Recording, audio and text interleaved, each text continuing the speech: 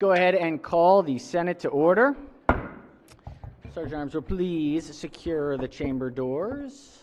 Members, please take your seats. Madam Clerk, please call the roll. Mr. President. And today, we have the senator from District 8 who will be giving our invocation this morning. If she could please join us up here on the dais. Members, please rise for the invocation.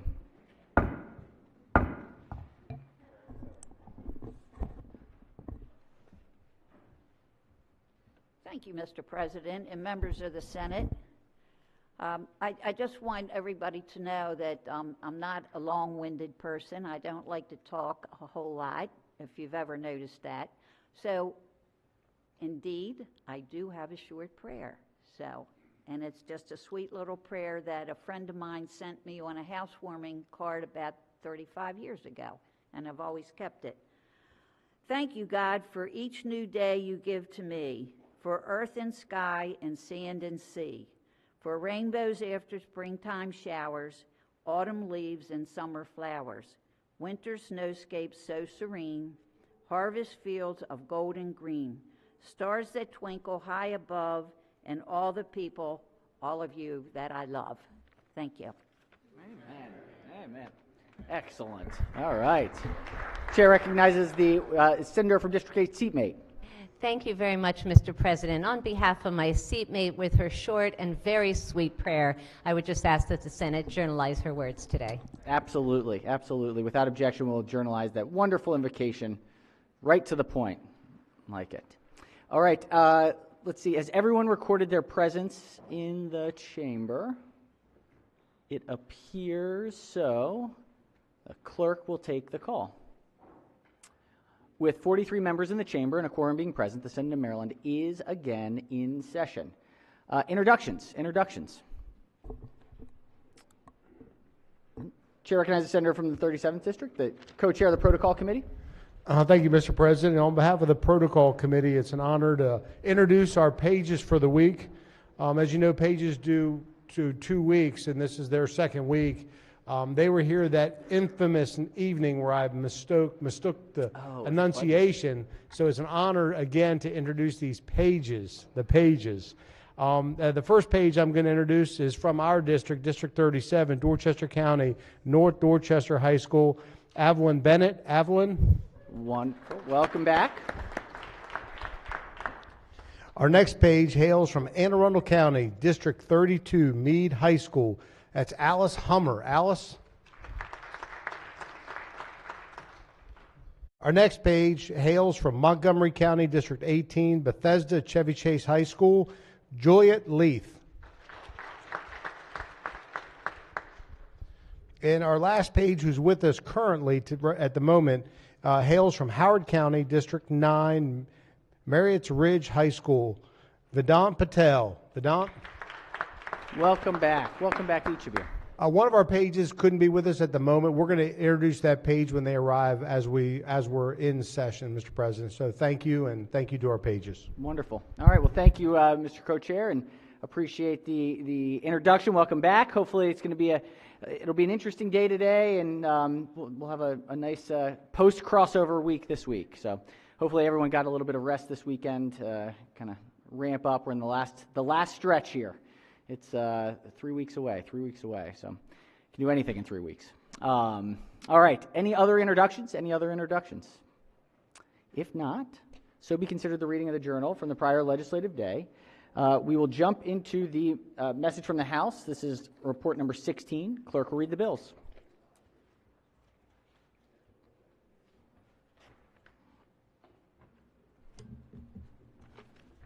House Bill 34, Delegate Hill, failure to pay rent proceedings, prohibition on rent increases and shielding of court records, judicial proceedings. Majority Leader moves, so be considered the reading of the bills. They'll be referred to their appropriate standing committees. We've got report number 17. Clerk will read the bills. House Bill 12, Delegate J. Lewis, Equitable and Inclusive Transit-Oriented Development Enhancement Act, Budget and Taxation. House Bill Majority 42. Leader moves, so be considered the reading of the bills. We will refer them as well to their appropriate standing committees. Let's go ahead and start with layover calendar number 25. Clerk will read the bill.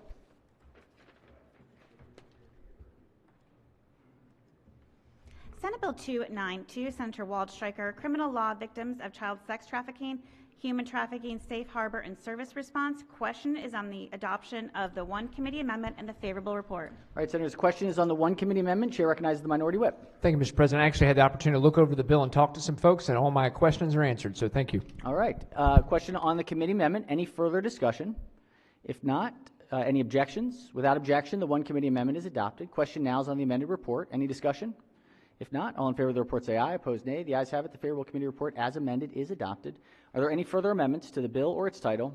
Seeing none, Senate Bill 292 is hereby ordered printed for third reading. We've got another layover. This is calendar 26. Clerk will read the bill. Senate Bill 460, Senator M. Washington, Maryland Medical Assistance Program, Gender Affirming Treatment, Trans Health Equity Act. Question is on the adoption of the two committee amendments and the favorable report. All right, question before the body is on the two committee amendments. Any discussion of the amendments? Any objections? Without objection, the two committee amendments are adopted. Question now is on the amended report. Any discussion? Just on the report. Chair recognizes the senator from the 37th District. It looks like the senator has an amendment. Is that? I have an amendment. Is this not the right time? Almost. No, let's adopt the report first. Any discussion on the report? Any discussion on the report? If not, all in favor of the report say aye. Opposed, nay. The ayes have it. The favorable committee report as amended is adopted. Senator from the 37th District has an amendment. Pages will collect and distribute the senator's amendments.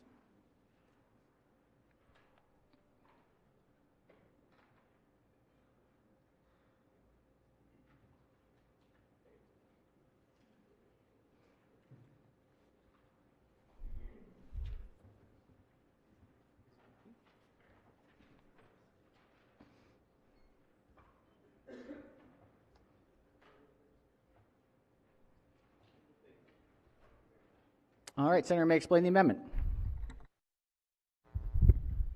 Thank you, Mr. President and colleagues. The amendment before you would add a provision to the underlying bill that would specifically or explicitly require parental consent for individuals under the age of 18 if they're not emancipated or already married. It is parental consent is covered in the code. However, with this legislation moving forward, the implications in the situations where treatment may arise out of a abundance of caution to make sure that the rights of parents and that family unit decision-making process is protected and somehow not circumvented, this amendment would explicitly provide for parental consent. It doesn't do anything to change what the bill does.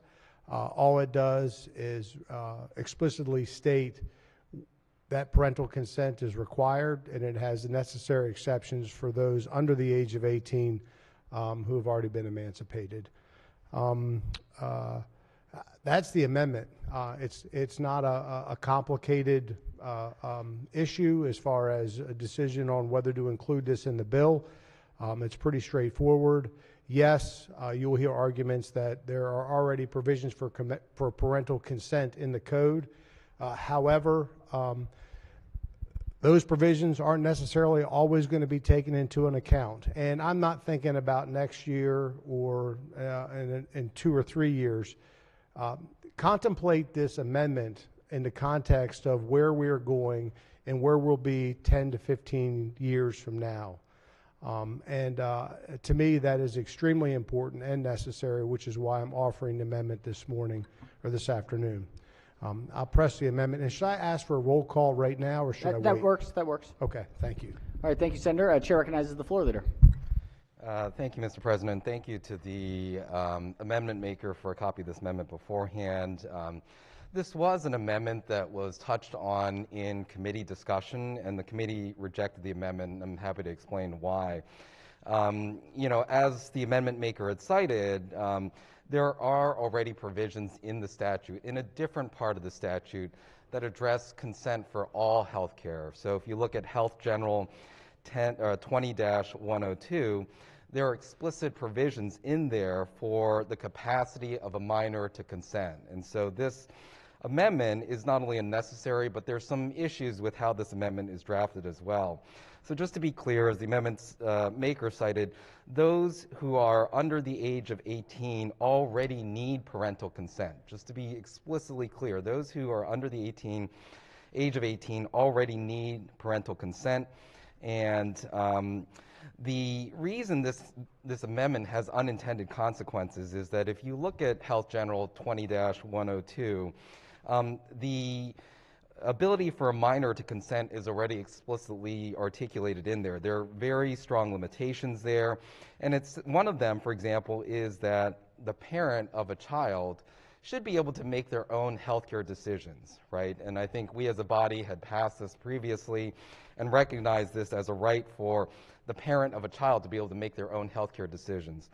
If you look at this amendment will actually prohibit that parent of a child from making their own healthcare decisions if they decide to undergo gender-affirming care. In fact, that individual would need to go to their parent to be able to get the approval to be able to proceed with gender-affirming care. So the irony here is that the parent of a child could consent to gender-affirming care for their child, but they couldn't accede to gender-affirming care for themselves without getting the approval from their parent. It creates not only that, but it creates other issues with liability protections. In Health General 20-102, there are provisions that protect providers from liability for those that provide care to folks that are underage or with consent. And if we were to add this amendment to this bill, it provides consent language in the Medicaid section part of the statute, not included in the primary 20-102 section that deals with general consent for all medical procedures. And so it in fact will leave providers that provide gender-affirming care at potential risk for liability because those protections are in a different part of the statute. And the way this amendment is crafted, it hits on the Medicaid part of the statute rather than the general consent part of the statute. And lastly, there actually have been 2 court cases where limitations on minor consent have been struck down in Brandt versus Rutledge and Eckneys Tucker versus Marshall, where if you were to extrapolate from that, equal protection arguments apply here, and this provision in this amendment would in all likelihood also be struck down as well. So for all of those reasons, I don't think this is necessary, and there's significant problems with how this amendment is crafted. There are a lot of unintended consequences as a result. All right, question is on the amendment. Chair recognizes the senator from District 6.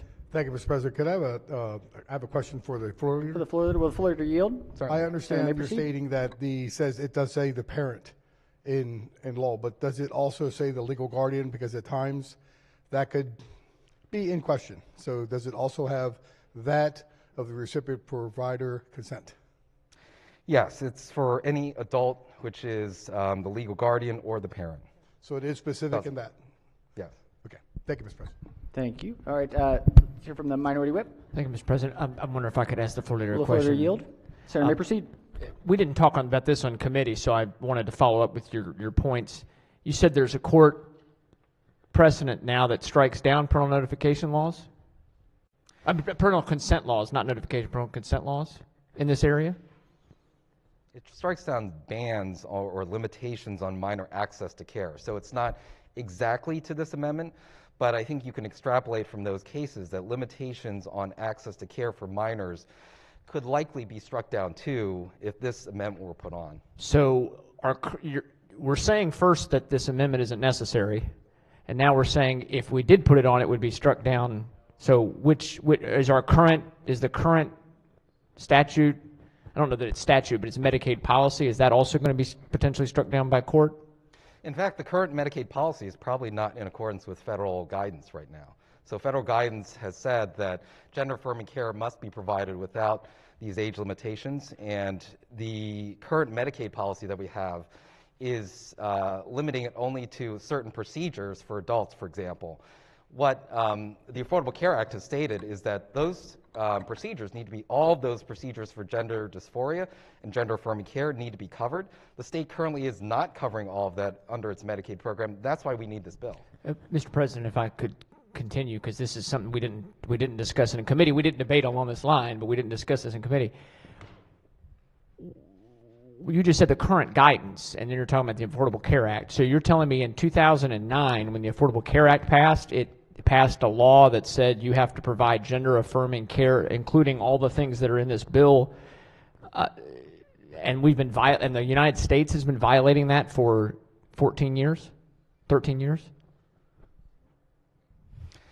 Yeah, so the Affordable Care Act requires that all medically necessary care be covered. And what the current guidance, the latest guidance that has come out of the state Medicaid program, this is from 2016, limits gender affirming care to only a handful of procedures. That there are other procedures that are really medically necessary for gender affirming care that are not currently covered under the state Medicaid program, and that's what this bill intends to do. Thank you very much. Mr. President, speaking on the amendment, I appreciate the floor leaders back and forth on the responses. It's interesting, this term medically necessary keeps coming up, and then the appeal to authority is that over the last few years there have been changes to what groups like WHO and others will say is medically necessary treatment for things like gender dysphoria, and they keep adding more and more items, and the appeal to authority is the World Transgender Health Consortium. It's an acronym. It's very interesting. There has not been a whole lot of demonstrated science behind this. A lot of it has been activism, but that's just an editorial comment. I think it's very clear, we do want to make it clear in law that you need parental or guardian consent to some of these services. I want to talk for a moment about what's already covered under Medicaid and what this bill does, because the way this gets reported in the press is that it's allowing for gender affirming treatment for folks who are transgender, covered by Medicaid, covered by our tax dollars. Medicaid already covers a wide variety of what you would call, if someone is suffering from gender dysphoria and they are prescribed that they need to change their gender to address that, Medicaid already covers the changing. So I want to talk, it's from the fiscal note. What we have is what's already covered. This is before this bill. We have things like outpatient psychotherapy and mental health services for gender dysphoria and associated comorbidic psychiatric diagnoses. We have hormone replacement theory that's already covered. Lab testing to monitor continuous hormone therapy, gender reassignment surgery, specified procedures for individuals transferring, and those specified procedures include things, as my understanding, like there's a number of things it includes, along with hormonal therapy, specified procedures for individuals transitioning from male to female and female to male, and post-transition services as medically necessary for transgender persons appropriate to their anatomy. And I know there was some debate that's happened in another chamber that got very specific. I'm not going to get real specific, but it covers a lot of what you would consider to be medically necessary for actually changing a gender. This bill, it's really important to note, the reason parental notification is so important, not notification, I keep misspeaking, parental consent, guardian consent is so important for those under 18, is this bill stretches into a lot of areas that we would have called a few years ago plastic surgery or cosmetic surgery. It covers, and it's in the bill, alterations to the trunk, alterations to the buttocks, the abdomen, alterations to the face and neck, voice modification surgery, and therapy lessons for voice, hair alteration. So, and it also specifically mentions things like puberty blockers. And I'm not clear on whether puberty blockers are already covered under Medicaid or not. I've gotten multiple answers on that. I would think if you're not able to, the fiscal note says you're not supposed to, nobody under 18 can get access to this, but if we go along the lines of what we've heard, that you can give parental consent under 18, puberty blockers may be a part of this as well.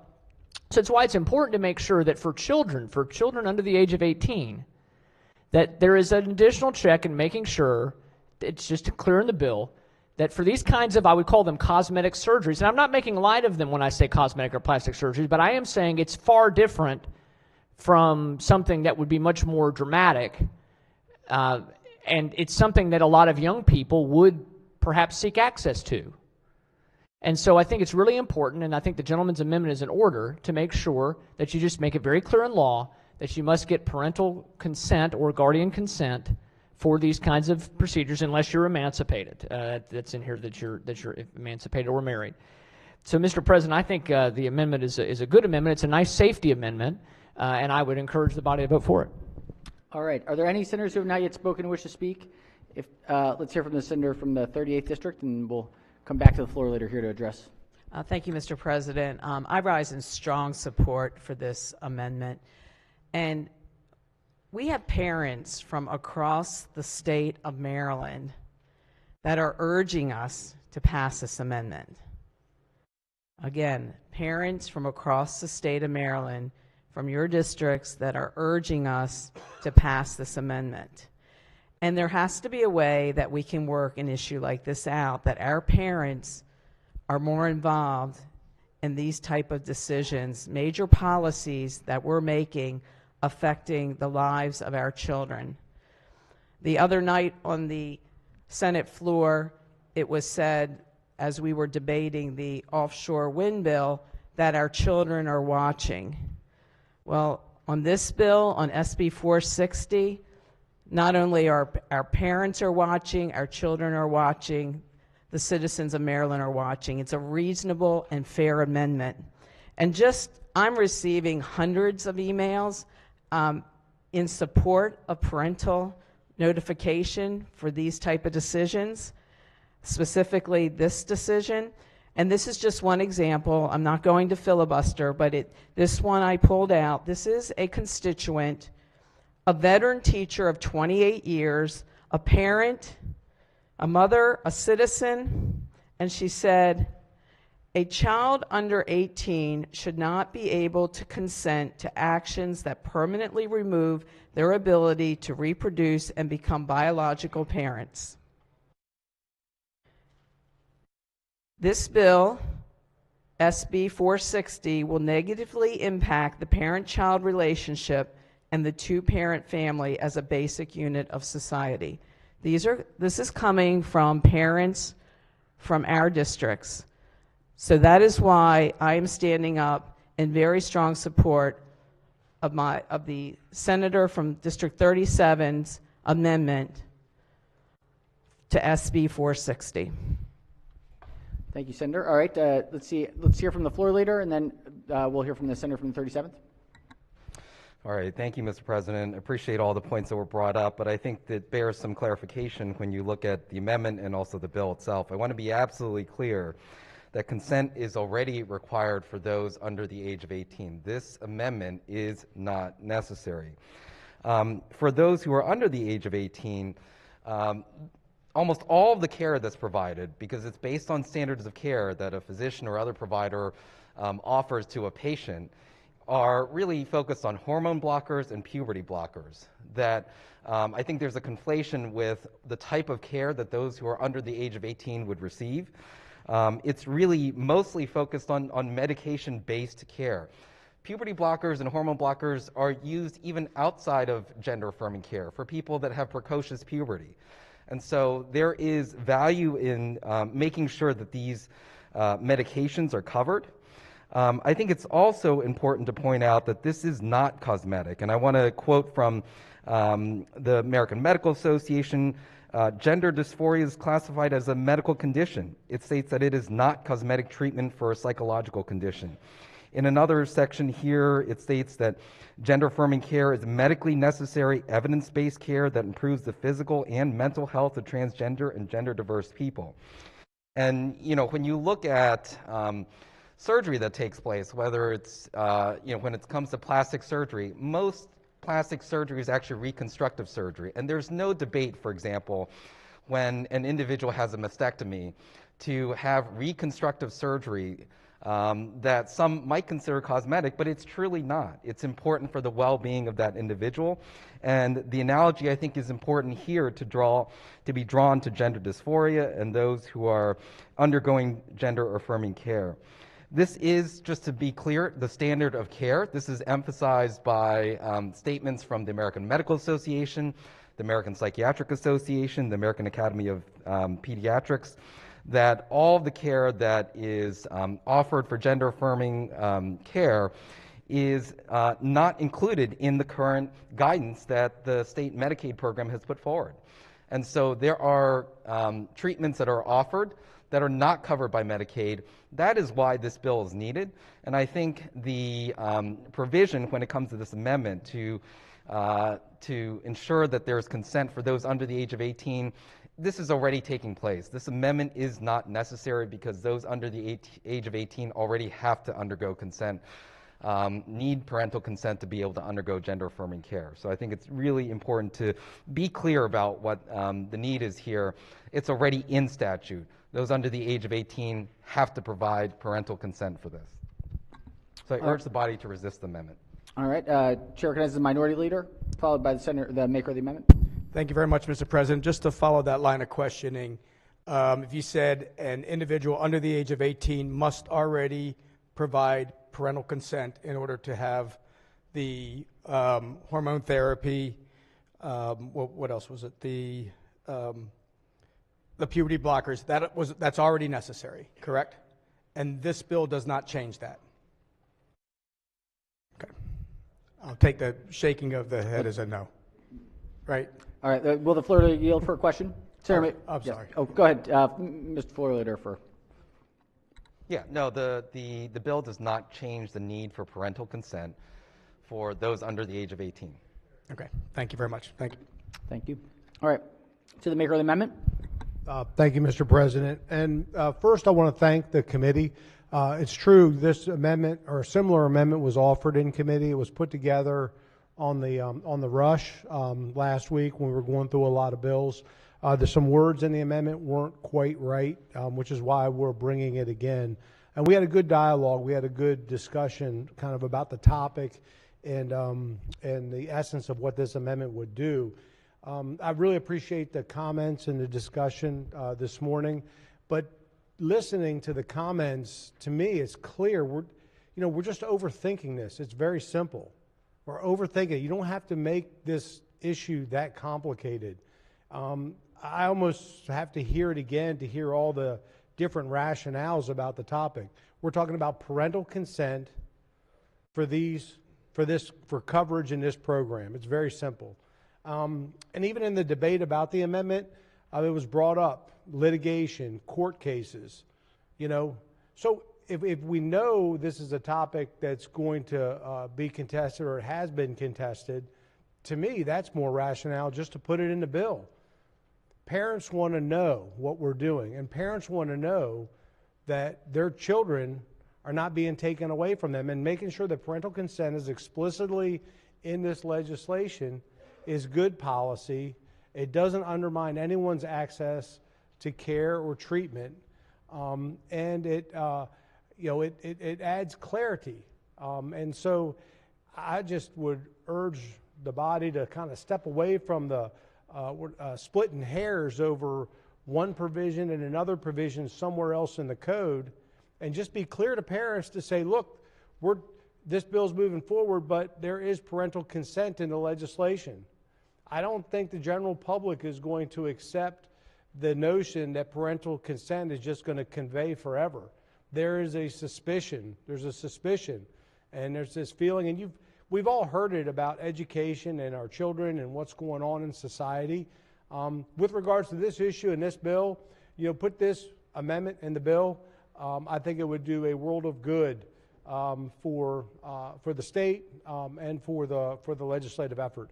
I appreciate everyone's indulgence, and I'd urge your support in this amendment. Thank you. All right, thank you, Senator. Any further discussion on the amendment? If not, the clerk will call the roll. Mr. President? Has everyone recorded their vote? Anyone wish to change their vote? Explain their vote. If not, the clerk will take. Oh, yes, Chair recognizes Senator from Montgomery County has 2 minutes to explain her vote. Thank you so much, Mr. President. I just want to explain my vote because I am a parent of 4 young people and very deeply concerned about parents' rights in terms of health care access. And I think I am voting against this amendment because I'm looking in the section of statute where the list already exists. And I think that this section of statute is really very specific. It's 20-102, and it is very clear that a minor has to have parental consent for all medical care except for those things listed in this section of statute. It is drug abuse, alcoholism, venereal disease, pregnancy, contraception, injuries related to rape and sexual offenses, admission to a detention center, and HIV. There is no exception in this statute for gender-affirming care, so I am very comfortable that we don't need the amendment, and I agree with the floor leader that it would be complicating if we added the amendment. So I'm a no on this amendment, although I am very supportive of making sure that parents are involved in health care. I think the way we address these things in 20-102 is the appropriate way, and these conversations are going to continue in terms of parents' rights to determining the health care needs of their children. I think this is a really important bill for parents' rights and health care, and so I support the bill and I oppose the amendment. Thank you so much. Thank you, Senator. Any further senators wish to explain their vote? If not, the clerk will take the call. 29 votes to the negative. The senator's amendment fails. Are there additional amendments to the bill or its title? Seeing none, Senate Bill 460 is hereby ordered printed for third reading. All right, we have an announcement by the President. Clerk will read the announcement. In accordance with Rule 33D, the following legislation has been reassigned as indicated below. House Bill 963, Delegate Atterbury, Tax Sales Data Collection County Funding, reassigned to Budget and Taxation. All right, reassignment, message having been read, is adopted. We will move to the report on the Committee on Judicial Proceedings. This is report number 21. Clerk will read the first bill.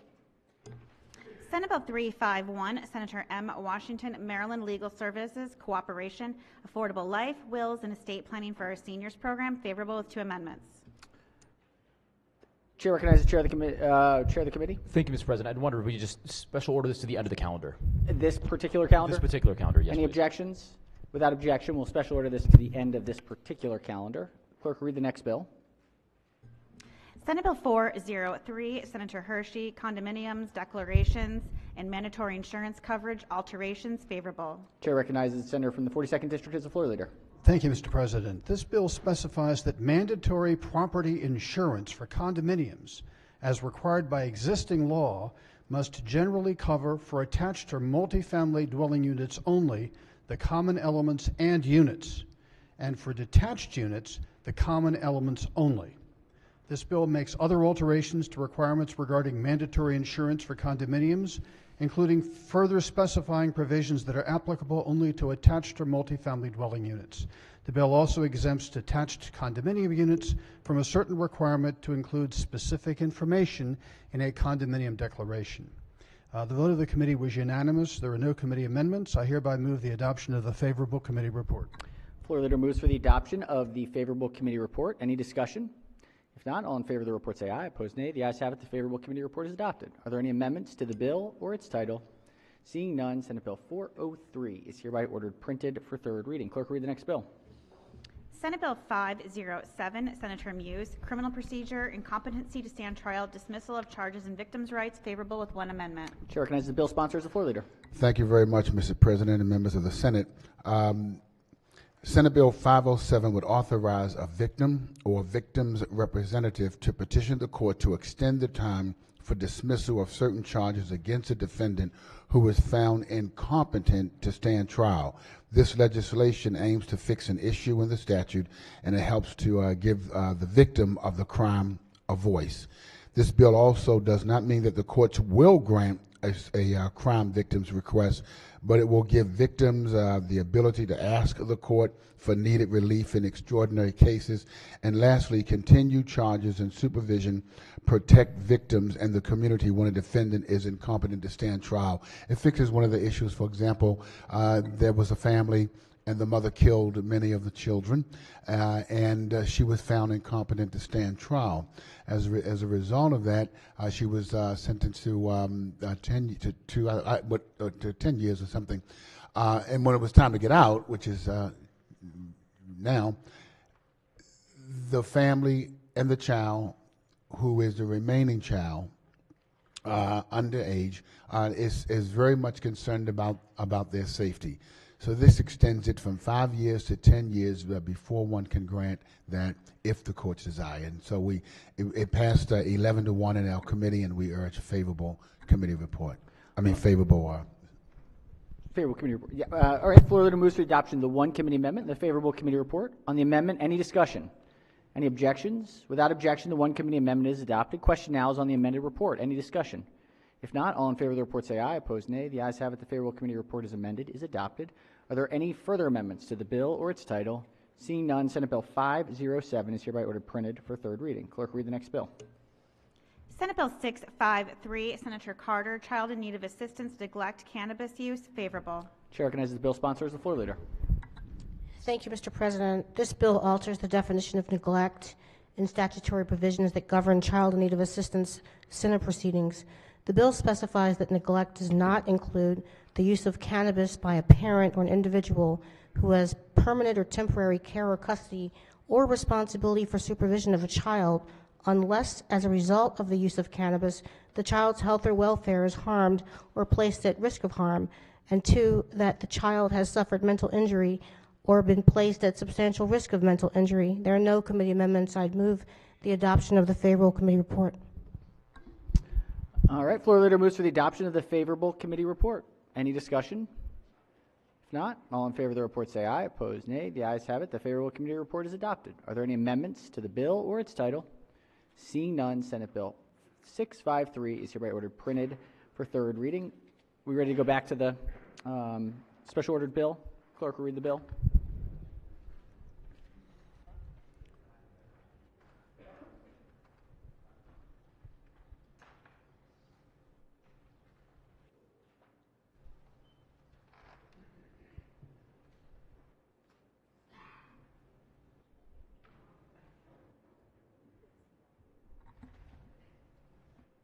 No rush. Excellent.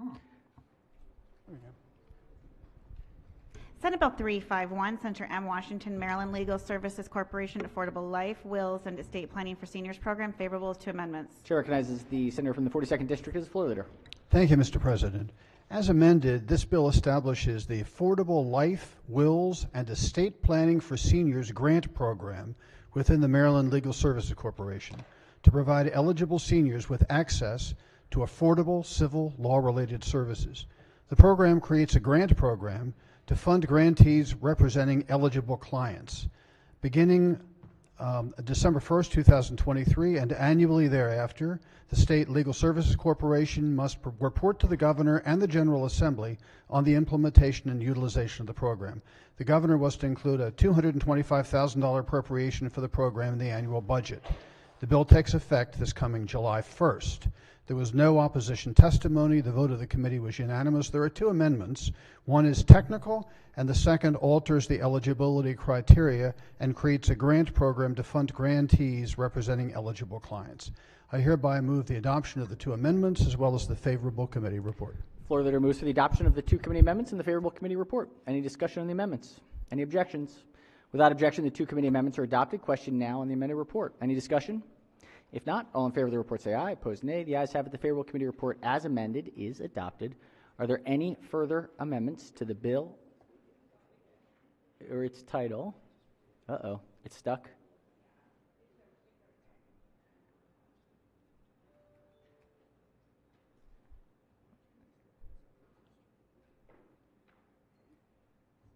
Let's just we'll double check, make sure we get it right.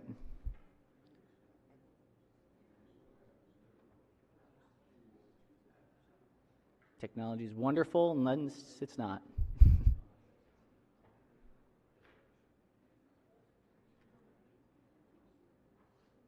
It still has it as being on the report. Okay.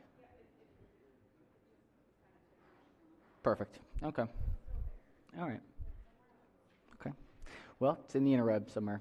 All right. Question there. Do we have any further amendments to the bill or its title? Seeing none, Senate Bill 351 is hereby ordered printed for third reading.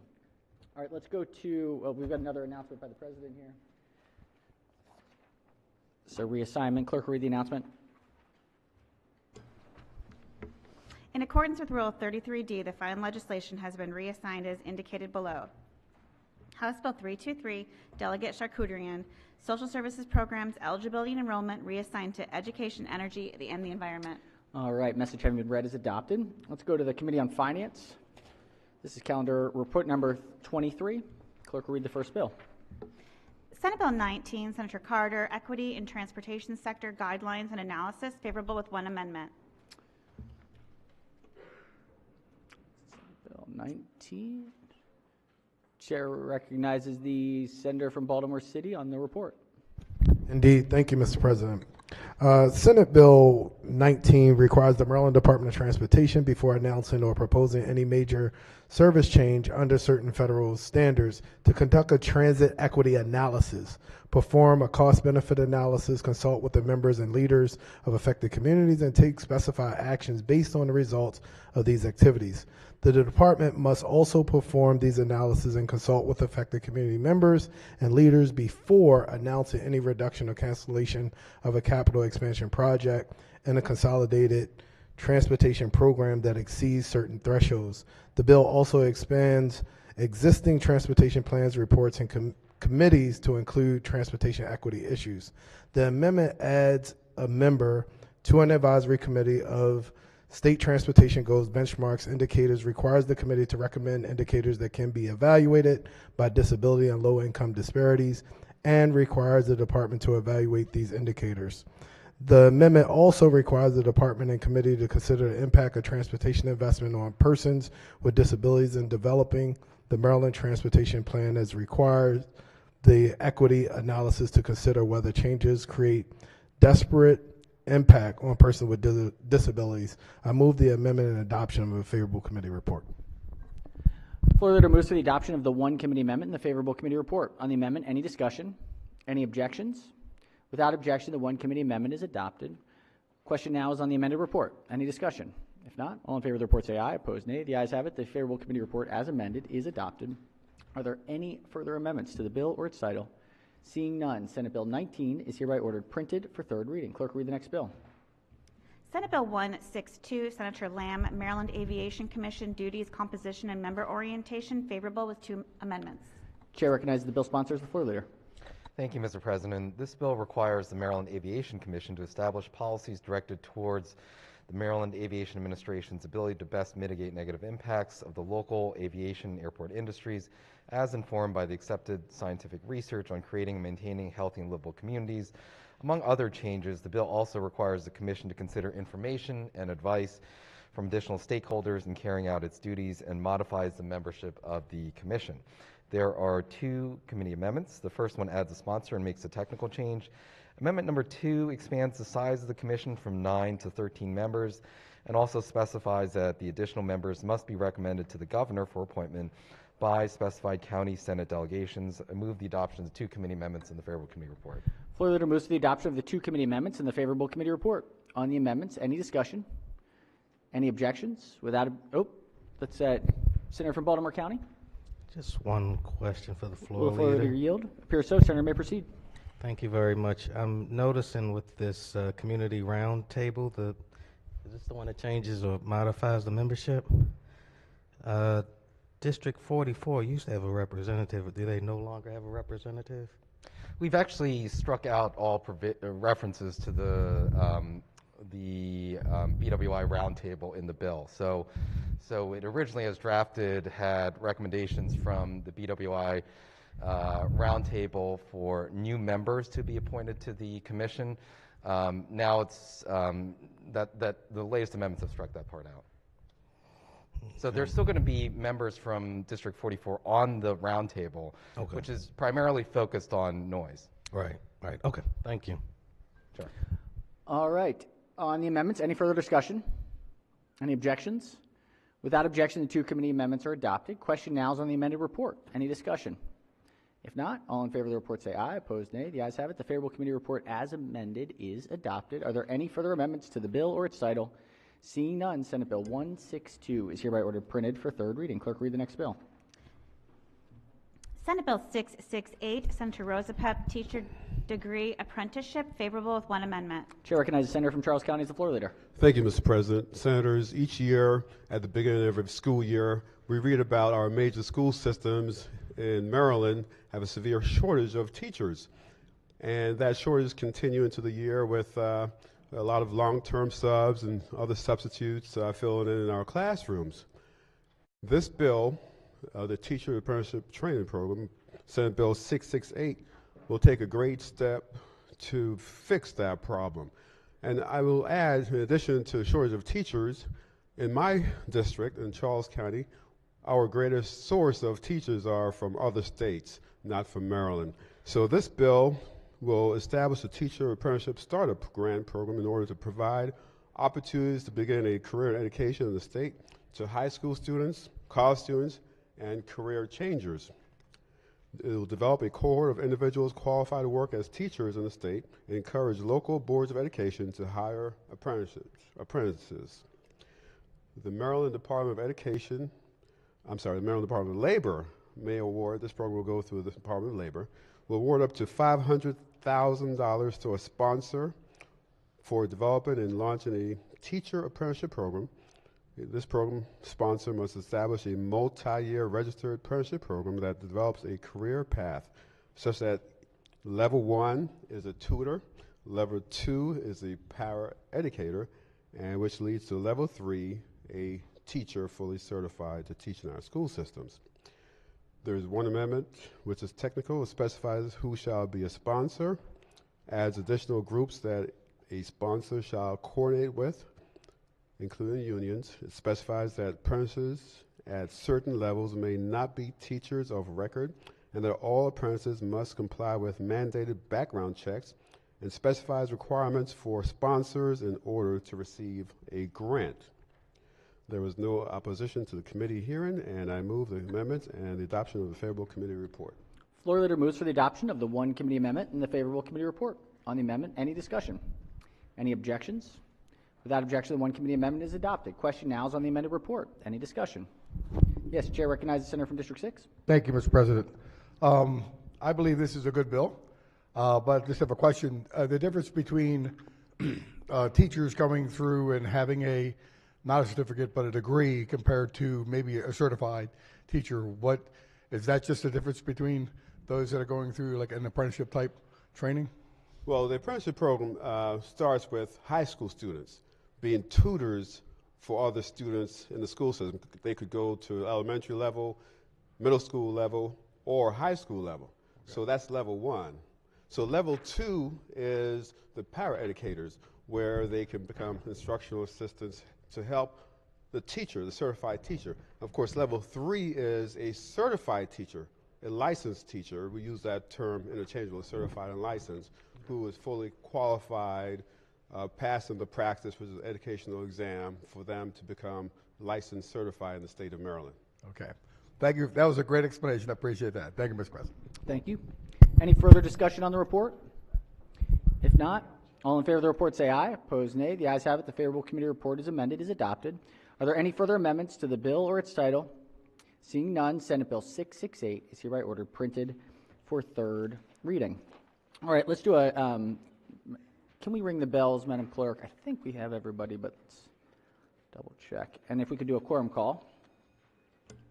Mr. President? Has everyone recorded their presence?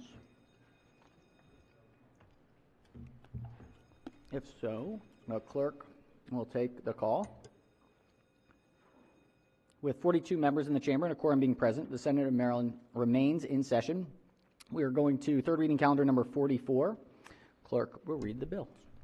Senate Bill 2, Senator Hester, Department of Human Services, Electronic Benefits, Transfer Cards, Theft of Benefits, Prevent Electronic Benefits Theft Act of 2023. Senate Bill 2 is on third reader for final passage. This is an emergency bill. Any discussion? If not, clerk will call the roll. Mr. President? Has everyone recorded their vote? Anyone wish to change their vote? Explain their vote? If not, the clerk will take the call. With 41 votes in the affirmative, Senate Bill 2 have received a constitutional majority is declared passed. We'll do it at the end. Clerk will read the next bill. Senate Bill 506, Senator Muse, Town of Forest Heights, Prince George's County, Urban Renewal Authority for Blight Clearance, PG 410-23. All right, Senate Bill 506 is on third reader for final passage. Any discussion? If not, clerk will call the roll. Mr. President, Has everyone recorded their vote? Anyone wish to change their vote, explain their vote? If not, the clerk will take the call. With 43 votes in the affirmative, Senate Bill 506 having received a constitutional majority is declared passed. Clerk will read the next bill. Senate Bill 558, Senator Gazzone, Recovery Residence Grant Program Establishment. Senate Bill 558 is on third reader for final passage. Any discussion? If not, clerk will call the roll. Mr. President, Has everyone recorded their vote? Anyone wish to change their vote, explain their vote? If not, the clerk will take the call. With 43 votes in the affirmative, Senate Bill 558 having received a constitutional majority is declared passed. Clerk will read the next bill. Senate Bill 645, Senator McCray, Baltimore City Sheriff's Office Salaries and Collective Bargaining. Senate Bill 645 is on third reading for final passage. Any discussion? If not, clerk will call the roll. Mr. President, Has everyone recorded their vote? Anyone wish to change their vote, explain their vote? If not, the clerk will take the call. With 43 votes in the affirmative, Senate Bill 645, having received a constitutional majority, is declared passed. Clerk will read the next bill. Senate Bill 691, Senator King, Home Amenities, Rentals, Sales and Use Tax imposed on local tax authorized. Senate Bill 691 is on third reading for final passage. Any discussion? If not, clerk will call the roll. Mr. President, Has everyone recorded their vote? Anyone wish to change their vote, explain their vote? If not, the clerk will take the call. With 33 votes in the affirmative, Senate Bill 691, having received a constitutional majority, is declared passed. Chair recognizes the Senator from Yeah, McCoy County. Senate Bill 2, red to green. Red to green. Any Yes. objections? Without objection, so ordered. Senator from 32nd. Senate Bill 2, red to green. Just hit the wrong button. Thank you. Any objections? Without objection, so ordered. All right. Thank you. We'll go to 45, calendar 45. Clerk will read the first bill. Senate Bill 229, Senator Bidle, Vehicle Laws, Noise Abatement Monitoring Systems Authorization, Use and Penalties. Senate Bill 229 is on third reading for final passage. Any discussion? If not, clerk will call the roll. Mr. President, Has everyone recorded their vote? Anyone wish to change their vote, explain their vote? If not, the clerk will take the call. With 39 votes in the affirmative, Senate Bill 229 having received a constitutional majority is declared passed. Clerk will read the next bill. Senate Bill 299, Senator Kramer, Grocery Stores, Restaurants, Automated External Defibrillator Program, Joe Shea Act. Senate Bill 299 is on third reading for final passage. Any discussion? If not, clerk will call the roll. Mr. President, Has everyone recorded their vote? Anyone wish to change their vote, explain their vote? If not, the clerk will take the call. With 40 votes in the affirmative, Senate Bill 299, having received a constitutional majority, is declared passed. Clerk will read the next bill. Senate Bill 584, Senator Guile, Public Health Parkinson's Disease Advisory Committee and Website. Senate Bill 584 is on third reading for final passage. Any discussion? If not, clerk will call the roll. Mr. President, Has everyone recorded their vote? Oops. So I was distracted slightly by the BBC music in the background. All right. Where are we? Has everyone recorded their vote? Anyone wish to change their vote, explain their vote? If not, the clerk will take the call. With 43 votes in the affirmative, Senate Bill 584, having received a constitutional majority, is declared passed. Clerk will read the next bill. Senate Bill 639, Senator Bailey, Historic St. Mary's City Commission Reform Act of 2023. Senate Bill 639 is on third reading for final passage. Any discussion? If not, clerk will call the roll. Mr. President, Has everyone recorded their vote? Anyone wish to change their vote, explain their vote? If not, the clerk will take the call. With 43 votes in the affirmative, Senate Bill 639, having received a constitutional majority, is declared passed. Clerk will read the next bill. Senate Bill 659, the President, Modernization of State Financial Systems, 21st Century Financial Systems Enterprise. Senate Bill 659 is on third reading for final passage. Any discussion? If not, clerk will call the roll. Mr. President, Has everyone recorded their vote? Anyone wish to change their vote, explain their vote? If not, the clerk will take the call. With 43 votes in the affirmative, Senate Bill 659, having received a constitutional majority, is declared passed. Clerk will read the next bill. Senate Bill 834, Senator Jackson, State Retirement and Pension System Administrative Fee. Senate Bill 834 is on third reading for final passage. Any discussion? If not, clerk will call the roll. Mr. President, Has everyone recorded their vote? Anyone wish to change their vote, explain their vote? If not, the clerk will take the call. With 43 votes in the affirmative, Senate Bill 834, having received a constitutional majority, is declared passed. Clerk will read the next bill. Senate Bill 855, Senator McCray, Baltimore City property tax in rem foreclosure of vacant or nuisance property. Senate Bill 855 is on third reading for final passage. Any discussion? If not, clerk will call the roll. Mr. President? Has everyone recorded their vote? Anyone wish to change their vote, explain their vote? If not, the clerk will take the call. With 43 votes in the affirmative, Senate Bill 855, having received a constitutional majority, is declared passed. Clerk will read the next bill. Senate Bill 922, Senator Rosa Pep, Maryland Construction Education Innovation Fund, funding alteration. Senate Bill 922 is on third reading for final passage. Any discussion? If not, clerk will call the roll. Mr. President? Has everyone recorded their vote? Anyone wish to change their vote, explain their vote? If not, the clerk will take the call. With 43 votes in the affirmative, Senate Bill 922, having received a constitutional majority, is declared passed. Chair recognizes the senator from the 35th District. Thank you, Mr. President. Could I change a vote on SB 299 from green to red, please? 299, green to red. Any objections? Without objection, so ordered. Senator from District 2. Thank you, Mr. President. Senate Bill 299 from green to red, please. 299 from green to red. Any objections? Without objection, so ordered. Senator from the 37th. Thank you, Mr. President. I need to change the vote on SB 229. I need to be recorded in the red. 229 or 299? No, 229. 229, 229. All right. Yes. Any objections? Without objection, so ordered. The other ones were 299, though, correct? Okay. All right. Excellent. All right, let's go to calendar number 43. Excuse me, 46. 46. How did I mess up that one? Clerk, read the first bill. Senate Bill 36, Senator West, Family Law, Grounds for Divorce. All right. Senate Bill 36 is on third reading for final passage. Any discussion? If not, clerk will call the roll. Mr. President? Has everyone recorded their vote? Anyone wish to change their vote, explain their vote? If not, the clerk will take the call. With 33 votes in the affirmative, Senate Bill 36, having received a constitutional majority, is declared passed. Clerk will read the next bill. Senate Bill 125, Senator Hayes, Maryland Technology Development Corporation Business Diversity Incubator Program and Fund Establishment. Senate Bill 125 is on third reading for final passage. Any discussion? If not, clerk will call the roll. Mr. President? Has everyone recorded their vote? Anyone wish to change their vote, explain their vote? If not, the clerk will take the call. With 43 votes in the affirmative, Senate Bill 125, having received a constitutional majority, is declared passed. Clerk will read the next bill. Senate Bill 145, Senator West, State Board of Social Work Examiners, conditional and temporary licenses to practice social work. Senate Bill 145 is on third reading for final passage. Any discussion? If not, clerk will call the roll. Mr. President? Has everyone recorded their vote? Anyone wish to change their vote, explain their vote? If not, the clerk will take the call. With 43 votes in the affirmative, Senate Bill 145, having received a constitutional majority, is declared passed. Clerk will read the next bill. Senate Bill 746, Senator Folden, Mobile and Manufactured Homes Relocation Plans and Sales of Communities Manufactured Housing Modernization Act of 2023.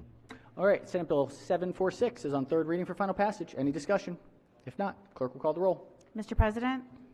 Has everyone recorded their vote? Anyone wish to change their vote, explain their vote? If not, the clerk will take the call. With 43 votes in the affirmative, Senate Bill 746, having received a constitutional majority, is declared passed. Clerk will read the next bill. Senate Bill 783, Senator Hester, Preservation and Reuse of Historic Complexes, Study and Extension of the Income Tax Credit for Catalytic Revitalization Projects. Senate Bill 783 is on third reading for final passage. Any discussion?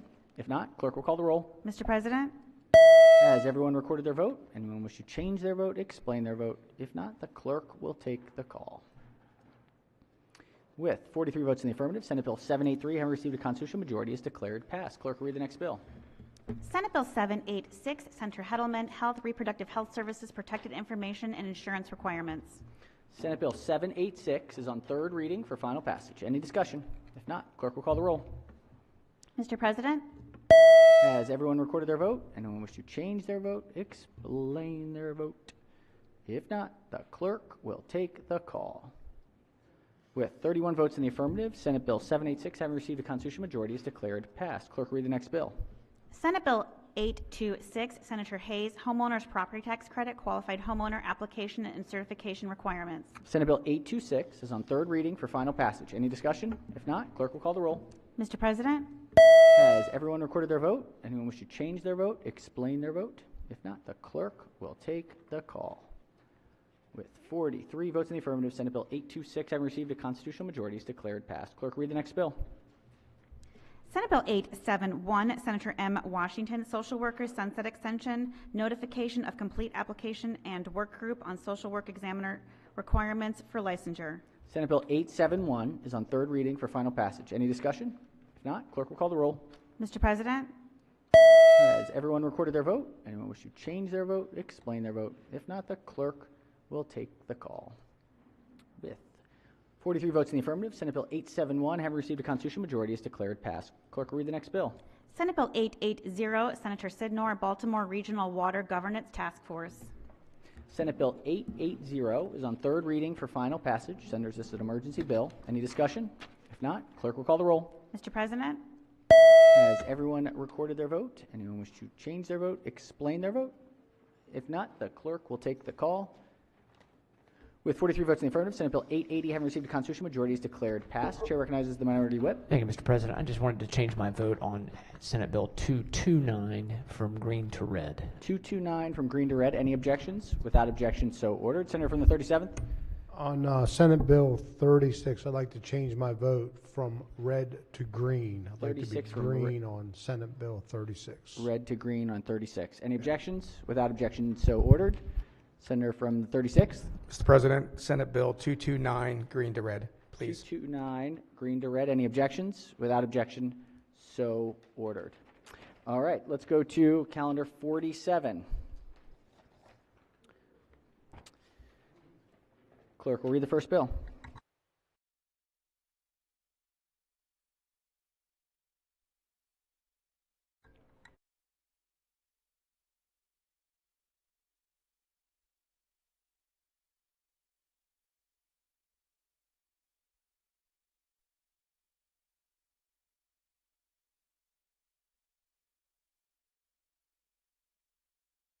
So we'll hold on this. It's not in the calendar, 47, so we're going to hold on it for a moment. We'll special order. We'll just do 48 is there, but 47 is missing.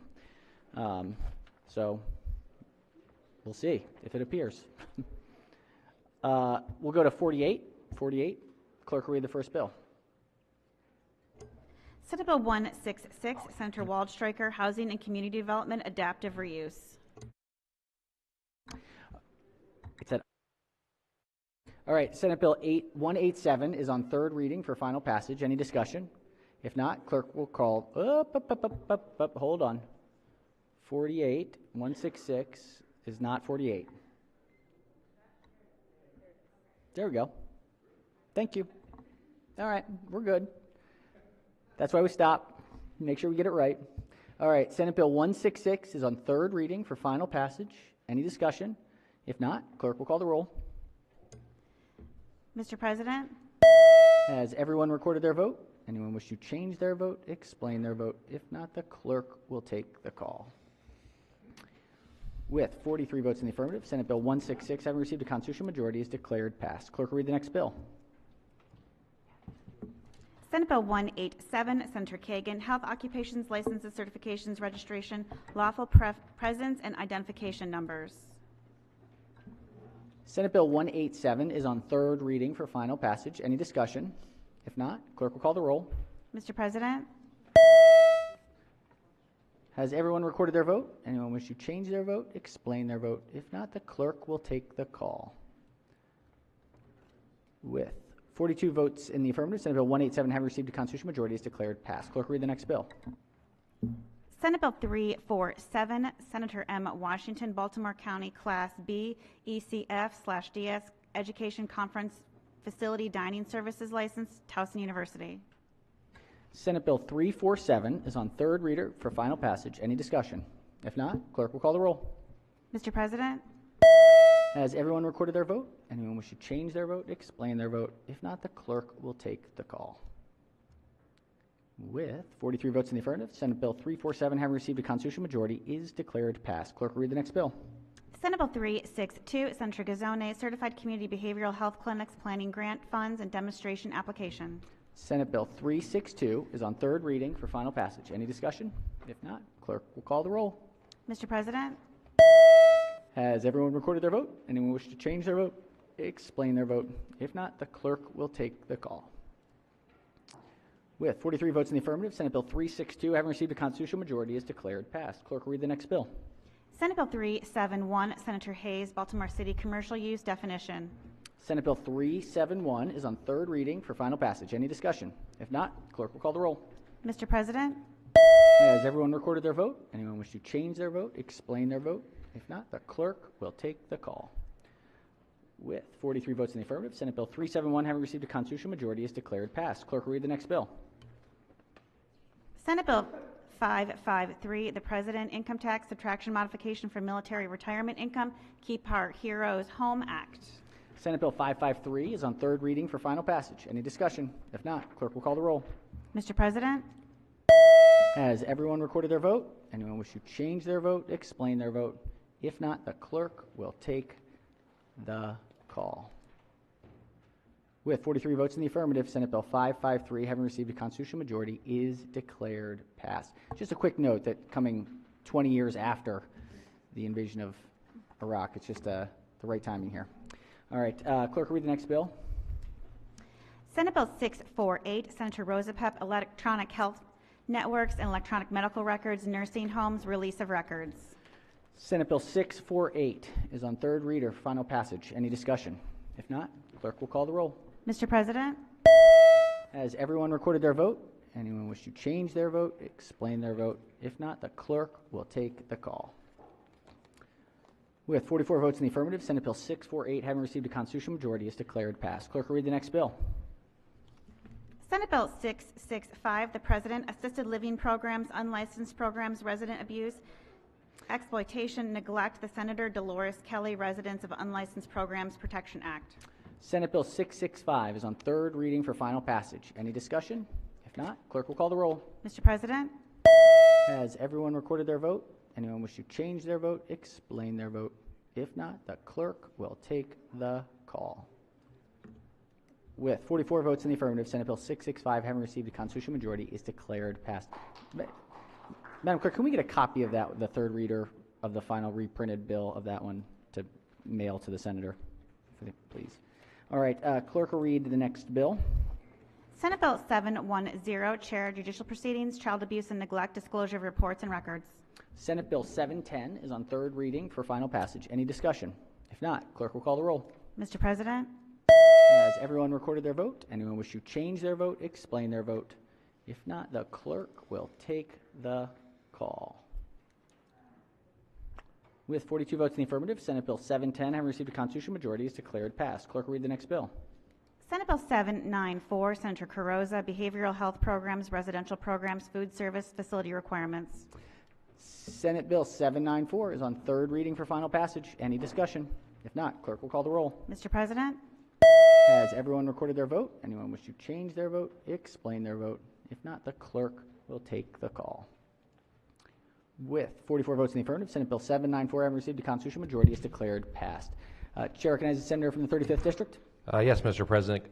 Could I have a vote change from green to red on Senate Bill 187? 187, green to red. Any objections? Without objections, so ordered. Senator from District 2. Thanks, Mr. President. Senate Bill 187 from green to red, please. 187, green to red. Any objections? Without objections, so ordered. Any further? If not, all right. Do we have 47? Did we find 47 yet?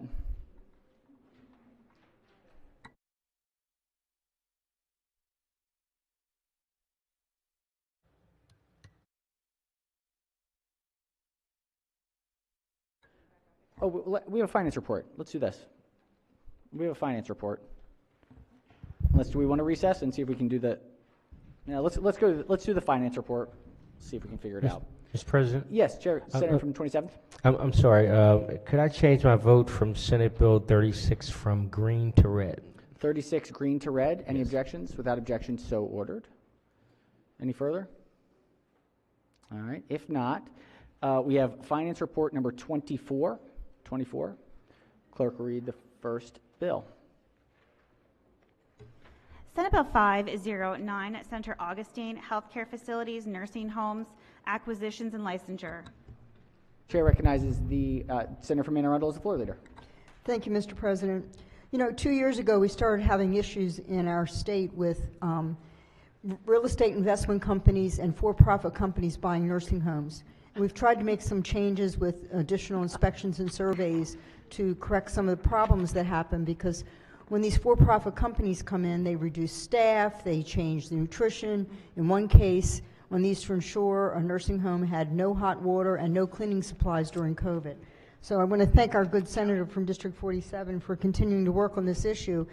Senate Bill 509 requires the Maryland Health Care Commission, when evaluating a notice of acquisition or transfer of interest of a nursing home, to provide written findings and recommendations to the Office of Health Care Quality, which license the nursing facilities. The findings and recommendations must include the quality ratings of facilities currently or previously owned by the purchaser, the tax identification number of each purchaser, the personal centers for Medicare and Medicaid services certification number, and a summary of the findings and the basis for the recommendations. The Secretary of Health must consider the Commission's findings and recommendations before taking action to approve, deny, approve with conditions, or revoke a nursing home license. Amendment 1 adds additional items that the Commission must consider in its evaluation of the acquisition or transfer of interest of a nursing home. And Amendment 2 requires the Commission, along with the Medicaid Administration, the Office of Health Care Quality, nursing home owners, among others, to study expanding certificate of need to cover nursing home acquisitions, particularly relating to the number of beds per room. I move the amendments and the adoption of the favorable committee report. Floor leader moves for the adoption of the 2 committee amendments and the favorable committee report. On the amendments, any discussion? If not, all in favor of the amendment say aye. Opposed, nay. The ayes have it. The 2 committee amendments are adopted. Question now on the amended report. Any discussion? If not, all in favor of the report say aye. Opposed, nay. The ayes have it. The favorable committee report as amended is adopted. Are there any further amendments to the bill or its title?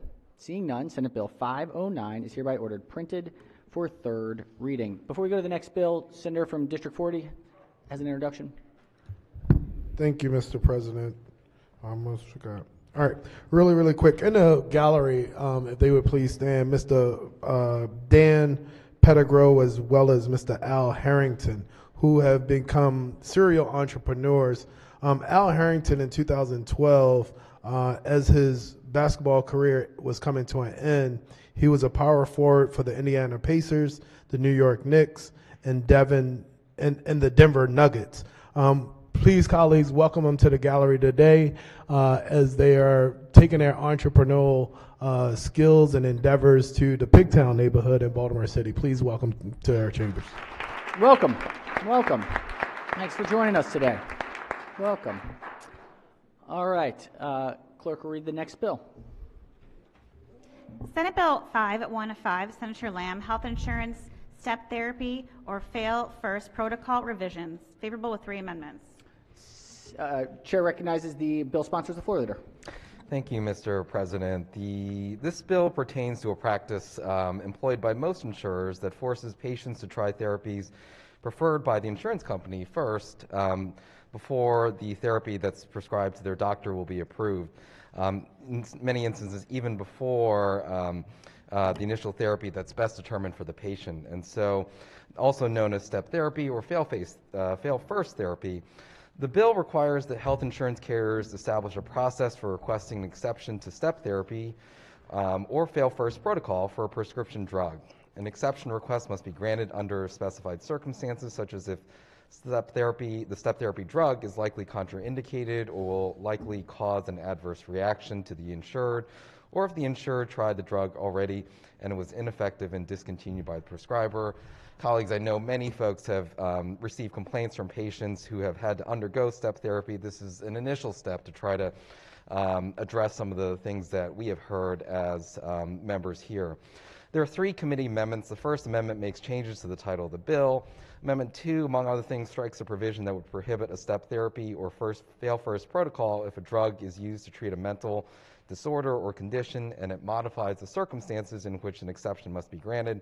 The amendment also clarifies that the bill does not require a carrier to provide coverage for a drug that is not covered under the policy, and that a carrier's granting of an exception authorizes coverage for the prescription drug ordered.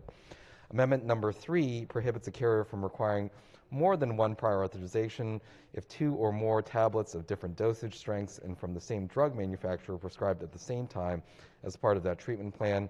The amendment also requires an expedited timeline for making a determination on an exception request when the request is submitted electronically. I move the adoption of the 3 committee amendments and the favorable committee report. Floor leader moves for the adoption of the 3 committee amendments and the favorable committee report. On the amendments, any discussion? Any objections? Without objection, the 3 committee amendments are adopted. Question now is on the amended report. Any discussion? If not, all in favor of the report say aye. Opposed, nay. The ayes have it. The favorable committee report as amended is adopted. Are there any further amendments to the bill or its title? Seeing none, Senate Bill 515 is hereby ordered printed for 3rd reading. Clerk, read the next bill. Senate Bill 644, Senator McCray, Maternal Mortality Review Program, Local Teams, Access to Information and Records. Favorable. Senate Bill 644. Chair, Senator from the 37th District. Yep. On the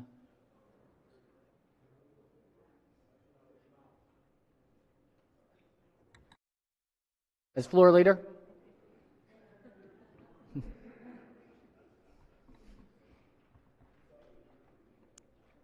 That senator from District 2 wasn't so distracting, you know. I apologize, colleagues. I was having a moment, senior moment. But I don't know if I can claim a senior moment quite at this age, but I'll try to. Senate Bill 644 requires that a local maternal mortality review team, on request of the team's chair and as necessary to carry out the local team's purpose and duties, be provided immediate access to information and records, including information on prenatal care maintained by a health care provider regarding a woman whose death is being reviewed by the local team. There are no amendments. There was no opposition at the committee hearing. I move the adoption of the favorable committee report. Floor leader moves for the adoption of the favorable committee report. Any discussion? If not, all in favor of the report say aye. Opposed, nay. The ayes have it. The favorable committee report is adopted. Are there any amendments to the bill or its title? Seeing none, Senate Bill 644 is hereby ordered printed for 3rd reading. Clerk, read the next bill. Senate Bill 699, Senator Augustine, Maryland Technology Development Corporation, Equiteth Growth Fund and Commission. Chair recognizes the senator from Baltimore City as the floor leader. Thank you, Mr. President. This is a really important bill, colleagues. I just want to read an excerpt from the Maryland Tech Council that reads, this bill is needed to make the needed investment to execute that growth, engage industry and diverse communities, and act quickly to remain competitive with other states in retaining industry and talent in our community. Senate Bill 609 take a significant step in the direction of addressing these shortfalls in Maryland's efforts to become a top state of innovation and membership, and the full support in making this type of investment. Senate Bill 699 essentially establishes the Equitech Growth Commission and Fund in the Maryland Technology Development Corporation, also known to many of us as TechCo, to support economic competitiveness and inclusive growth of emerging and advanced industries in the state. TechCo must staff the commission, which must develop and report on a strategic plan and the 10-year goals of July 1 through 2025 for growing the state's innovation economy. As amended for each of the fiscal years 2005 to 2033, the governor must include an appropriation of $5 million for the program in the annual budget bill. The bill takes effect July 1, 2023. Provisions related to the commission terminate in June 30 of 2025. I also note for you colleagues that this bill that's been brought to us on behalf of TechCo is the result of a joint committee report from 2022. So significant piece of legislation before us. Amendment 1 requires that the governor include an annual appropriation of $5 million for the program and adds 2 additional members to the Equitech Growth Commission established by the bill. I move the amendments and the adoption of a favorable committee report. Floor leader moves for the adoption of the 1 committee amendment and the favorable committee report. On the amendment, any discussion? Any objections? Without objection, the 1 committee amendment is adopted. Question now is on the amended report. Any discussion? If not, all in favor of the report say aye. Opposed, nay. The ayes have it. The favorable committee report as amended is adopted. Are there any further amendments to the bill or its title? Seeing none, Senate Bill 699 is hereby ordered printed for 3rd reading. Clerk, read the next bill. Senate Bill 805, Senator Ellis, Maryland Medical Assistance Program and Health Insurance, required coverage for biomarker testing. Favorable to amendments. Chair recognizes the bill sponsor as the floor leader. Thank you, Mr. President. Senators, when I was growing up, My mom, especially my mom, used to tell me how special I was, how unique I was, how there's no one else like me. I'm sure, I'm sure your mother's told you the same thing too, right? And if you think about that, they are right. Moms were right. You think about your fingerprint, it's unique. If you dare to do a crime and they find your fingerprint on that particular weapon, you're guilty, right? You think about going through the airports or sporting events using Clear and you use a scan of your eye, that's unique. If you go forward into modern medicine, if you think about treatment now, a lot of treatment can be tailored to fit our individual bodies. Think about our former President Jimmy Carter. Because of advancement in unique medical treatment, he was able to survive for many years brain cancer.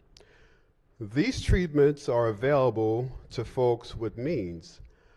Generally, you have the money, you can get this kind of testing which leads to that unique treatment. Senate Bill 805 will make treatment for our uniqueness available to everyone, especially not of means. It requires health insurance carriers and Medicaid to provide coverage for biomarker testing for the purpose of diagnosing, treatment, and appropriate management or ongoing monitoring of a disease or condition that is supported by medical and scientific evidence. So some of you might be asking, what is a biomarker testing? Biomarker testing involves the analysis of a patient's tissue, your unique tissue, blood, or other biospecimen for the presence of a biomarker, that uniqueness, such as a gene or protein that may reveal details about a patient's cancer and aid in targeted treatment. There are two amendments to this bill. Amendment number 1 delays to fiscal 2026 the requirement that Medicaid cover biomarker testing due to uncertainties regarding the cost of implementing the required coverage. Amendment 2 clarifies that to qualify for coverage, the testing needs to provide information that may be used in the formulation of a treatment or monitoring strategy. Additionally, the amendment strikes from the coverage requirements that testing is merely supported by certain expert consensus statements, as well as provision establishing specific utilization review procedures for testing. Amendment 2 also requires the Maryland Department of Health to submit a report on fiscal and other access impacts of expanded Medicaid coverage for biomarker testing, including the impact of coverage of testing for specific cancers in fiscal 2024, and the anticipated impact of expanded coverage under the bill in fiscal 2026. Mr. President, I move the amendments and the adoption of the favorable committee report. All right, floor leader moves for the adoption of the 2 committee amendments and the favorable committee report. On the amendments, any discussion? Any objections? Without objection, the 2 committee amendments are adopted. Question now is on the amended report. Any discussion? If not, all in favor of the report say aye. Opposed, nay. The ayes have it. The favorable committee report as amended is adopted. Are there any further amendments to the bill or its title? Mr. President, I have a Senator has an sponsor amendment. All right, if we could, pages will collect and distribute the senator's amendment.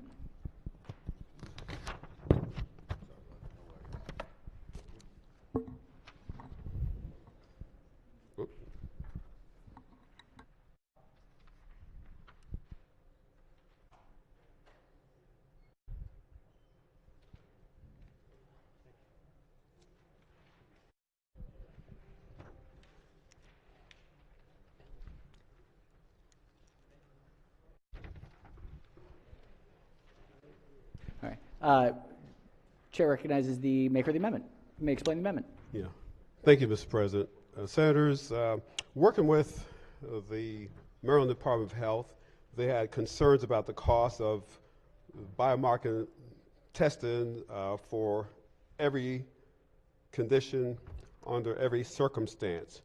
And the bill, as I read earlier, talked about expand biomarker testing through Medicaid just for cancer. Well, we don't want to just limit it to just for cancer. So the Department of Health, working with the Maryland Department of Health, they will study whether to establish a cap on the amount of reimbursement for biomarker testing coverage, and if recommended, the cap amount and the anticipated fiscal and access impacts of establishing the cap. And so basically this will study whether and how we can move biomarker testing into other diseases beyond cancer. That's the amendment. Mr. President, I move the amendment. All right, Senator moves the amendment. Let's hear from the chair of the committee. Thank you, Mr. President. The committee considers this amendment a friendly amendment. All right. Any objections to the amendment? Without objection, the amendment is adopted. Are there any further amendments to the bill or its title? Seeing none, Senate Bill 805 is hereby ordered printed for third reading. Did we get back to, Chair, can I Senator from the 37th? Thank you, Mr. President. And we did our announcements earlier, but the Protocol Committee would like to announce our fifth page of the week who has arrived, and we're happy to have him. He hails from Prince George's County, District 24, Eleanor Roosevelt High School. That's Alvaro Serran Ruiz. Alvaro, great to have you. Welcome back. Welcome back. Excellent. All right. Do we have 47? We do. Okay. Let's do a quick, if we could ring the bell. I think everybody's here. I think we're all here. All right, let's do a quorum call before the third reading calendar. Mr. President? Has everyone recorded their presence? If so, the clerk will take the call. With 44 members present, the Senate of Maryland remains in session. Let's go to calendar 47. Clerk will read the first bill. Senate Bill 227, Anne Arundel County Senators, Anne Arundel County Abandoned Vehicles. Senate Bill 227 is on third reading for final passage. Any discussion? If not, clerk will call the roll. Mr. President? Has everyone recorded their vote? Anyone wish to change their vote, explain their vote? If not, the clerk will take the call. With 44 votes in the affirmative, Senate Bill 227, having received a constitutional majority, is declared passed. Clerk will read the next bill. Senate Bill 288, Senator Waldstreicher, Criminal and Civil Trespass Professional Land Surveyors Exception. Senate Bill 288 is on third reading for final passage. Any discussion? If not, clerk will call the roll. Mr. President? Has everyone recorded their vote? Anyone wish to change their vote, explain their vote? If not, the clerk will take the call. With 44 votes in the affirmative, Senate Bill 288, having received a constitutional majority, is declared passed. Clerk will read the next bill. Senate Bill 358, Senator Salling, Procurement, Construction Contracts, Contract Modification Clause. Senate Bill 358 is on third reading for final passage. Any discussion? If not, clerk will call the roll. Mr. President? Has everyone recorded their vote? Anyone wish to change their vote, explain their vote? If not, the clerk will take the call. With 44 votes in the affirmative, Senate Bill 358, having received a constitutional majority, is declared passed. Clerk will read the next bill. Senate Bill 377, Senator Kramer, Workers' Compensation Benefits Offset and Study. Senate Bill 377 is on third reader for final passage. Any discussion? If not, clerk will call the roll. Mr. President? Has everyone recorded their vote? Anyone wish to change their vote, explain their vote? If not, the clerk will take the call. With 44 votes in the affirmative, Senate Bill 377, having received a constitutional majority, is declared passed. Clerk will read the next bill. Senate Bill 383, Senator McKay, Family Law, Custody and Visitation, Notice of Intent to Travel, Maryland Child Abduction Prevention Act. Senate Bill 383 is on third reader for final passage. Any discussion? If not, clerk will call the roll. Mr. President? Has everyone recorded their vote? Anyone wish to change their vote, explain their vote? If not, the clerk will take the call. With 44 votes in the affirmative, Senate Bill 383, having received a constitutional majority, is declared passed. Clerk will read the next bill. Senate Bill 840, Senator Kramer, Public Safety, Protecting Against Hate Crimes Grant Fund Establishment. Senate Bill 840 is on third reader for final passage. Any discussion? If not, clerk will call the roll. Mr. President? Has everyone recorded their vote? Anyone wish to change their vote, explain their vote? If not, the clerk will take the call. With 44 votes in the affirmative, Senate Bill 840, having received a constitutional majority, is declared passed. Clerk will read the next bill. Senate Bill 865, Senator Quarterman, Economic Development, Western Maryland Economic Future Investment Board, and Senator George C. Edwards Fund alterations. Senate Bill 865 is on third reading for final passage. Any discussion? If not, clerk will call the roll. Mr. President? Has everyone recorded their vote? Anyone wish to change their vote, explain their vote? If not, the clerk will take the call.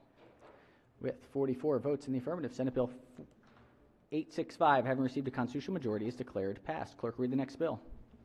Senate Bill 911, Senator Simon Nair, Natural Resources, Fishing Licenses and Stamps, Exemptions. Senate Bill 911 is on third reading for final passage. Any discussion? If not, clerk will call the roll. Mr. President? Has everyone recorded their vote? Anyone wish to change their vote, explain their vote? If not, the clerk will take the call. With 44 votes in the affirmative, Senate Bill 911, having received a constitutional majority, is declared passed. Clerk will read the next bill. Senate Bill 951, Howard County Senators, Howard County Board of Education terms. Senate Bill 951 is on third reading for final passage. Any discussion? If not, clerk will call the roll. Mr. President? Has everyone recorded their vote and wish to change their vote, explain their vote? If not, the clerk will take the call. With 44 votes in the affirmative, Senate Bill 951, having received a constitutional majority, is declared passed. All right, we have a budget and tax report. This is report number 18. Clerk will read the first bill.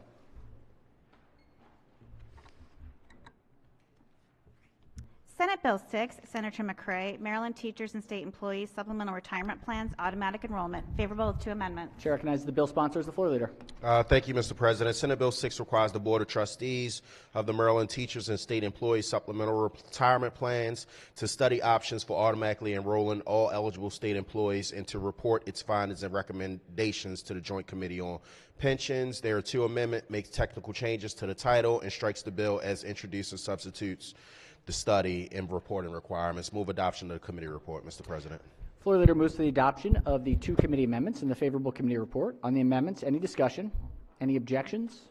Without objection, the 2 amendments are adopted. Question now is on the favorable committee report as amended. Any discussion? If not, all in favor of the report say aye. Opposed, nay. The ayes have it. The favorable committee report as amended is adopted. Are there any further amendments to the bill or its title?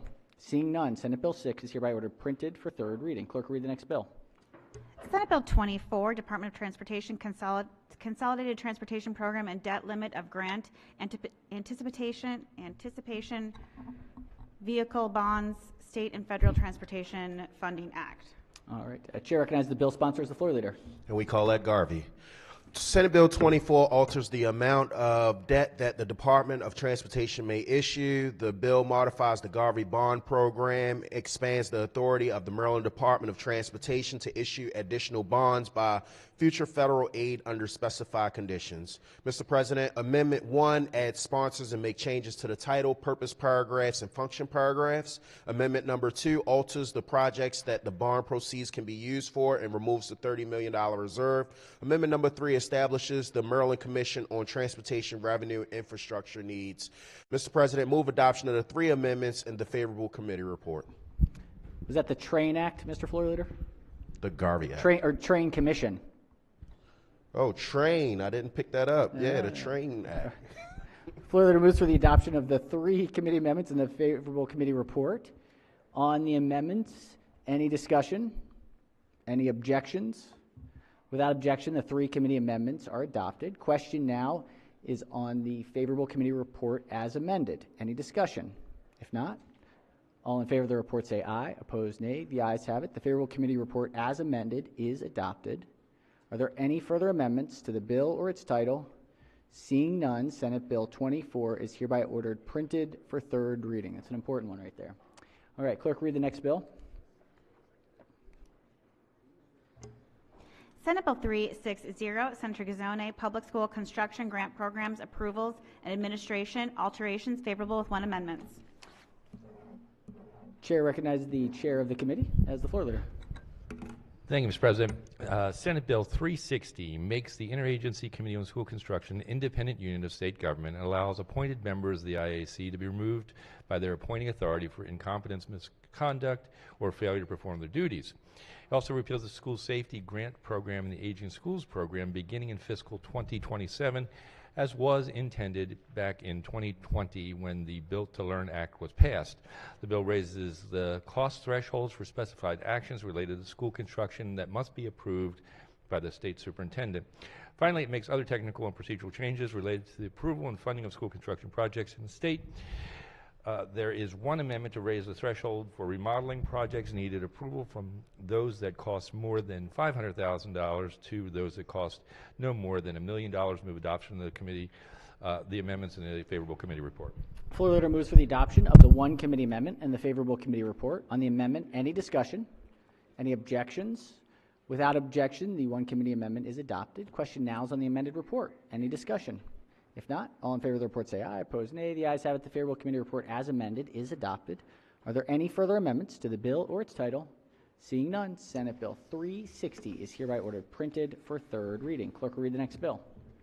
Senate Bill 470, Senator Alfred, Natural Resources, Land Conservation, Establishment of Goals and Programs, Maryland the Beautiful Act. Favorable to amendments. Chair recognizes the bill sponsor as the floor leader. Thank you very much, Mr. President. Senate Bill 470, colleagues, sets land preservation goals on behalf of the state, and not just goals for goals, but then also sets up programs to help our local governments and our land grants nonprofits across the state actually achieve those goals. So as amended, it would create a land conservation implementation grant program, a local land trust revolving loan program, and then some smaller stewardship grants to make sure those lands in preservation are actually stewarded properly. There are two committee amendments, Mr. President. The first makes changes to the purpose and function paragraphs, and the second authorizes rather than requires the governor to allocate funding to the trust. Both committees voted unanimously in favor of the bill, and I move the two committee amendments in the favorable committee report. Floor leader moves for the adoption of the two committee amendments in the favorable committee report. On the amendments, any discussion? Any objections? Without objection, the two committee amendments are adopted. Question now is on the amended report. Any discussion? If not, all in favor of the report say aye. Opposed, nay. The ayes have it. The favorable committee report as amended is adopted. Are there any further amendments to the bill or its title? Seeing none, Senate Bill 470 is hereby ordered printed for third reading. Clerk will read the next bill. Senate Bill 549, the President Economic Development Build Our Future Grant Pilot Program and Fund Innovation Economy Infrastructure Act of 2023. Favorable with two amendments. Chair recognizes the chair of the committee is the floor leader. Thank you, Mr. President. Senate Bill 549 establishes the Build Our Future Grant Pilot Program and Fund in the Department of Commerce to provide grant funding for infrastructure projects intended to support innovation in eligible technology sectors.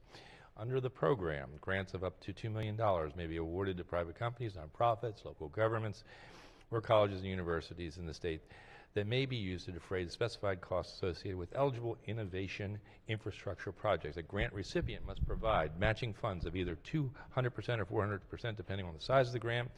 Additional requirements are placed on grants to be used by colleges and universities. A single entity is limited to a $2 million grant in any fiscal year. There are two committee amendments. The first adds sponsors, and the second corrects the acronym for SCIF, Sensitive Compartmental Information Facility. Move adoption of the amendments and the favorable committee report. All right, floor leader moves to the adoption of the two committee amendments and the favorable committee report. On the amendments, any discussion? Any objections? Without objection, the two committee amendments are adopted. Question now is on the amended report. Any discussion? If not, all in favor of the report say aye. Opposed, nay. The ayes have it. The favorable committee report as amended is adopted. Are there any further amendments to the bill or its title? Seeing none, Senate Bill 549 is hereby ordered printed for third reading. Clerk will read the next bill. Senate Bill 552, the President Family Prosperity Act of 2023, favorable with two amendments. Chair recognizes the Vice Chair of the Committee as the floor leader. Thank you, Mr. President. This bill is the major tax cut for working families bill of this session.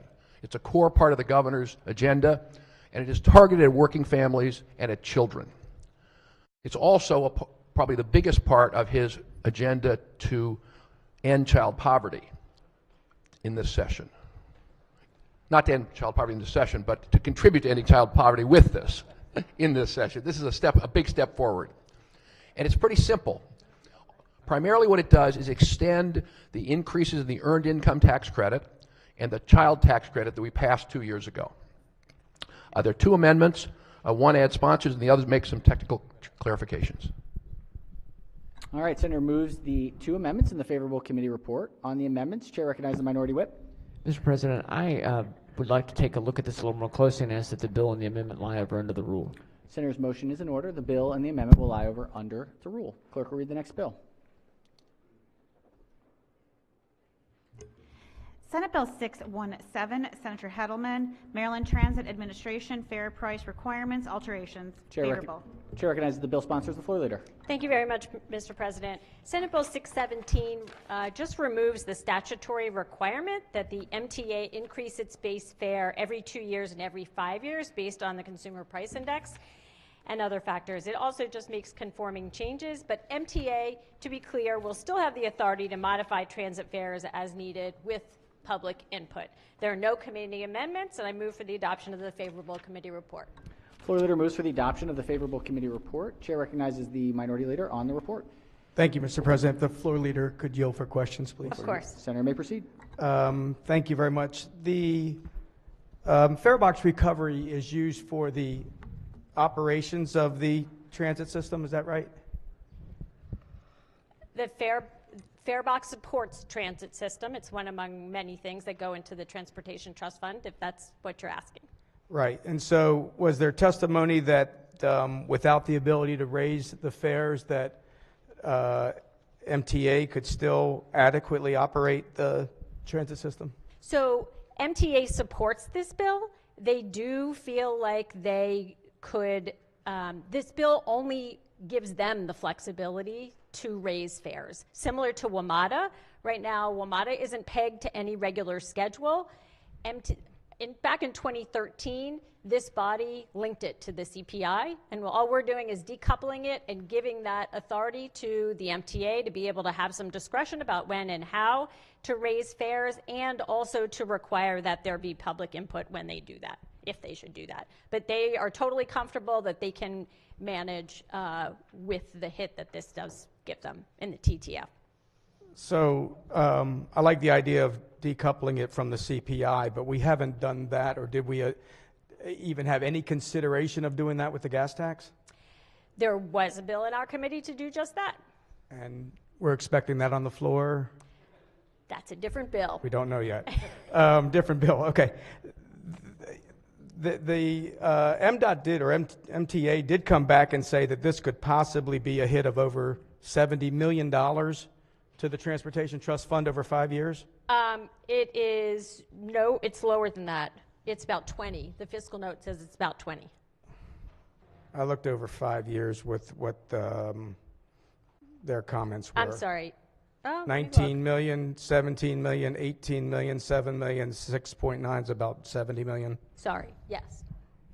And again, we feel that this type of a hit to the Transportation Trust Fund, with all the concerns that we have going on with the cost of road construction, I mean, because Transportation Trust Fund funds everything, not just MTA, right? Correct.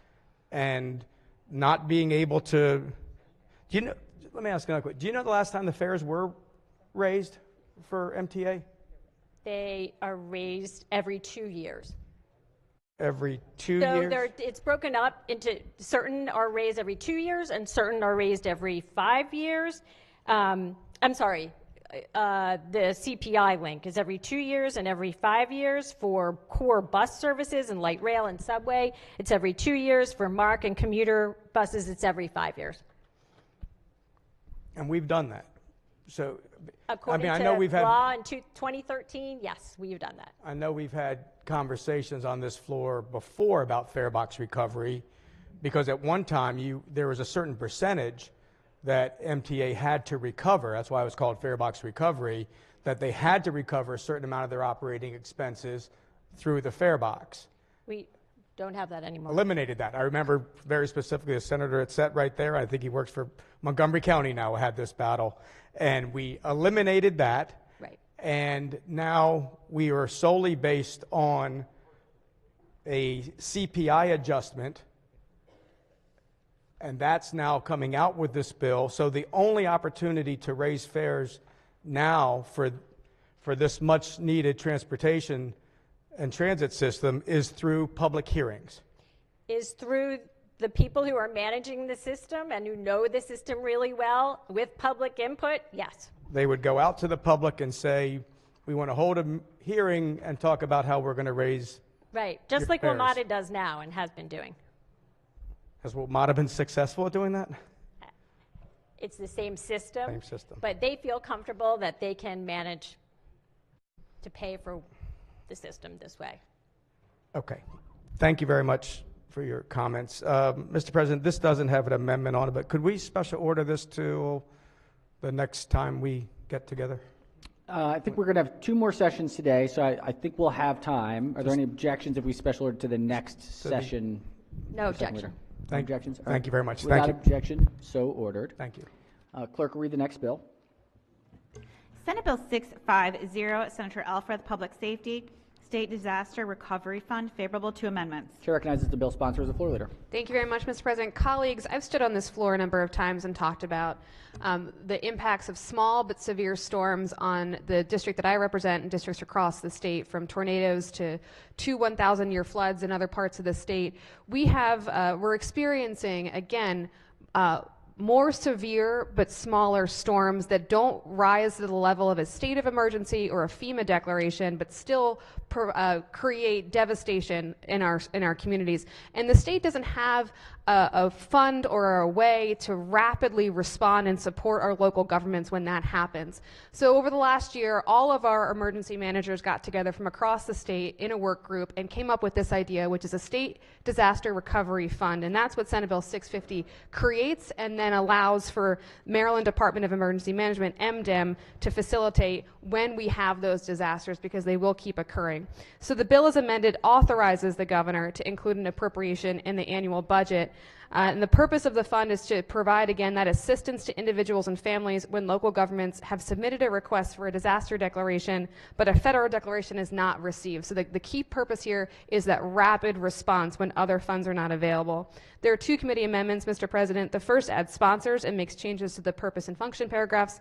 And Amendment 2 authorizes rather than requires the governor to allocate funding, and it repeals the catastrophic event fund, which is one way to provide support right now, but it takes a number of weeks, if not months, to actually get that money out the door. So we're instead taking that fund, that account, and transferring it to this new fund, and then allowing that Secretary of MDEM to make sure the money gets out when it's needed. I move the 2 committee amendments and the adoption of the favorable committee report. Floor leader moves for the adoption of the 2 committee amendments and the favorable committee report. On the amendments, any discussion? Any objections? Without objection, the 2 committee amendments are adopted. Question now is on the amended report. Any discussion? Yes, Chair recognizes the Vice Chair of Education, Energy, and the Environment. Senator from Montgomery County? Yes, actually, sorry. Thank you, Mr. President. I have an amendment. Oh, let's take up the report really briefly. I'm sorry, I thought you had done that. Oh, no, almost. Is there another? Chair recognizes the Senator from the 37th District? Thank you, Mr. President. I just have a quick question. With this new fund, is there a time frame set for individuals who are applying for aid from the fund? It would have to be, individuals could apply through their local governments. We still have that mechanism. You can't just as an individual apply. It would have to be through the local government to the Secretary of MDEM. The goal here, when the Secretary spoke in the hearing, is a matter of days. That's how quickly they would like to turn this money around. Thank you. Yeah. All right. On the report, any further discussion? If not, all in favor of the report say aye. Opposed, nay. The ayes have it. The favorable committee report is amended, is adopted. Chair recognizes the Senator from Montgomery County has an amendment. Pages will collect and distribute the Senator's amendment. Thank you, Mr. President. It adds almost all, if not all, the members of E cubed to the as sponsors to the bill. Triple A. All right. One moment. Is that where we are? Triple A? Have we decided? Have we landed on something yet? One or the other? All right, senators move the amendment. Any objections? Without objection, the amendment is adopted. All right. Clerk, are there any further amendments to the bill or its title? Seeing none, Senate Bill 650 is hereby ordered printed for 3rd reading. Clerk will read the next bill. Senate Bill 660, the President, Office of the Comptroller, Taxpayer Advocate Division, favorable 1 amendment. Chair recognizes the Chair of the Committee as the floor leader. Thank you, Mr. President. 660 is a departmental bill that establishes the Taxpayer Advocate Division, Comptroller's Office. The division will assist taxpayers resolving problems with the Comptroller's Office. There's 1 amendment that adds sponsors. Move adoption of the amendment. The favorable committee report. Floor leader moves for the adoption of the 1 committee amendment and the favorable committee report. On the amendment, any discussion? Any objections? Without objection, the one committee amendment is adopted. Question now is on the favorable report as amended. Any discussion? If not, all in favor of the report say aye. Opposed, nay. The ayes have it. The favorable committee report as amended is adopted. Are there any further amendments to the bill or its title? Seeing none, Senate Bill 660 is hereby ordered printed for third reading. Clerk will read the next bill. Senate Bill 721, Chair, Budget and Taxation, Income Tax Credit for Federal Security Clearance Cost Extension. Chair recognizes the Chair of the Committee. Thank you, Mr. President. 721, as amended, is a departmental bill that extends the termination date of the Employer Security Clearance Cost Tax Credit from tax year 2023 through tax year 2027. The bill takes effect July 1, 23, and applies for years 23 through 27. There are two amendments. Amendment 1 makes changes to the title and purpose paragraph. Amendment 2 extends the tax credit for 5 years and limits the credit to businesses with 500 employees or less. Move adoption of the two amendments and the favorable committee report. Floor leader moves for the adoption of the two committee amendments and the favorable committee report. On the amendments, any discussion? Any objections? Without objection, the two committee amendments are adopted. Question now is on the favorable report as amended. Any discussion? If not, all in favor of the report say aye. Opposed, nay. The ayes have it. The favorable committee report as amended is adopted. Are there any further amendments to the bill or its title? Seeing none, Senate Bill 721 is hereby ordered printed for third reading. Clerk will read the next bill. Senate Bill 735, Senator Zucker, Work Group to Study the Wages of Education Support Professionals, favorable with one amendment. Chair recognizes the bill sponsor as the floor leader. Thank you very much, Mr. President. Colleagues, Senate Bill 735 establishes a work group to study the wages of education support professionals. Those are your paraprofessionals, your bus drivers. The bill requires two reports, one in November of 2023 and one in August of 2024. There is one amendment. It adds sponsors. I would move the amendments and adoption of the favorable committee report. Floor leader moves for the adoption of the one committee amendment and the favorable committee report. On the amendment, any discussion? Any objections? Without objection, the one committee amendment is adopted. Question now is on the amended report. Any discussion? If not, all in favor of the report say aye. Opposed, nay. The ayes have it. The favorable committee report as amended is adopted. Are there any further amendments to the bill or its title? Seeing none, Senate Bill 735 is hereby ordered printed for third reading. Clerk will read the next bill. Senate Bill 818, Senator A. Washington, Education Public School Stadium Grant Program established, favorable to amendments. Chair recognizes the Chair of the Capital Committee as the floor leader. Thank you very much, Mr. President. Colleagues, Senate Bill 818, as amended, requires the Interagency on School Construction to study really all the public high schools in terms of what their needs are in terms of stadiums. This bill, as amended, would also require the Prince George's County government and Maryland National Park and Planning Commission to figure out ways to improve those stadiums there. There was no opposition. There's no fiscal note because it's just requiring a study. This is actually going to give us, I really appreciate the sponsor working with us on this because we're going to get a good sense of what all the needs are out there. Not that we can fill it, but it's a good opportunity to get a sense of what the need is. There are two amendments. The first is technical and the second alters a bill reflecting what I've already stated. I would move the amendments and the adoption of favorable committee report. Floor leader moves for the adoption of the two committee amendments and the favorable committee report. On the amendments, any discussion? Any objections? Without objection, the two committee amendments are adopted. Question now is on the amended report. Any discussion? If not, all in favor of the report say aye. Opposed, nay. The ayes have it. The favorable committee report as amended is adopted. Are there any further amendments to the bill or its title? Seeing none, Senate Bill 818 is hereby ordered printed for third reading. Clerk, read the next bill. Senate Bill 841, Senator Kramer, Local School Systems Student Field Trips Funding, favorable with one amendment. Chair recognizes the Senator from Prince George's as the floor leader. Good morning, Mr. President, and thank you.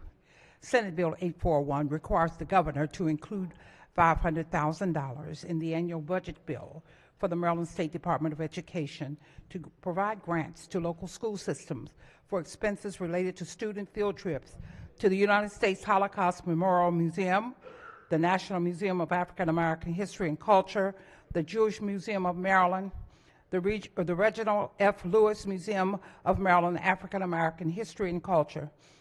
There is one amendment that adds a reporting requirement. Move the adoption of the amendment and the favorable committee report. Floor leader moves for the adoption of the one committee amendment and the favorable committee report. On the amendment, any discussion? Any objections? Without objection, the one committee amendment is adopted. Question now is on the amended report. Any discussion? If not, all in favor of the report say aye. Opposed, nay. The ayes have it. The favorable committee report as amended is adopted. Are there any further amendments to the bill or its title? Seeing none, Senate Bill 841 is hereby ordered printed for third reading. All right, Senators, right now the desk is clear. We are entirely and completely clear. We are in a really good place for the day. So we're looking at probably 3:30, and we will probably do, it'll be a short one because we have executive nominations at 5. So we'll have a short session, 3:30 to somewhere before 5, and then we'll probably come back around 7 tonight. 7 tonight. So it's going to be a tight evening. Just kind of think about that as for committees. With that information, Chair of Finance, all set? All right, Chair of Education, Energy, and Environment. Thank you, Mr. President. Triple E will meet for a short voting session at 2:45. 2:45. All right. Budget and tax? Mr. President, you said 3:30? 3:30. Budget and tax will meet at 3:10. 3:10. All right. Cutting it close. All right. Chair of Judicial Proceedings? Thank you, Mr. President. The Judicial Proceedings Committee will meet at 2:45 for a quick voting session. 2:45. All right. Any other rules? Chair of Executive Nominations? Thank you, Mr. President. You mentioned this, but executive noms will be meeting at 5 o'clock today. 5 o'clock. Thank you, Madam Chair.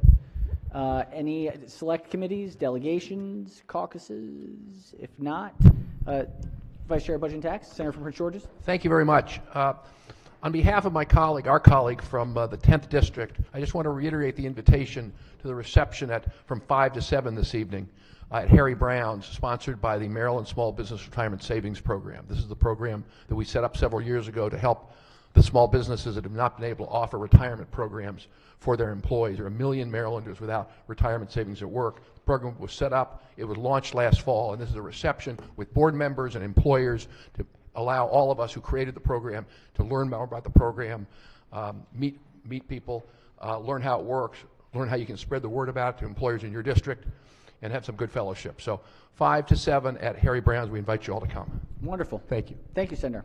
Any further announcements for the good of the order? If not, let's do a quorum call before we adjourn. Mr. President? Has everyone recorded their presence? If so, the clerk will take the call. With 43 members in the chamber and a quorum being present, the Senate of Maryland remains in session. Chair recognizes the Majority Leader. Thank you, Mr. President. It's been requested that we adjourn this afternoon in memory of Lance Reddick, right. the actor from The Wire, who was from Baltimore City. So I move that the Senate of Maryland stand adjourned until Monday, March 20th at 3:30 p.m. in memory of Lance Reddick. Without objection, so ordered. Thank you, Madam Majority Leader. Chamber will be secured. Chamber will be secured, so you can leave stuff here.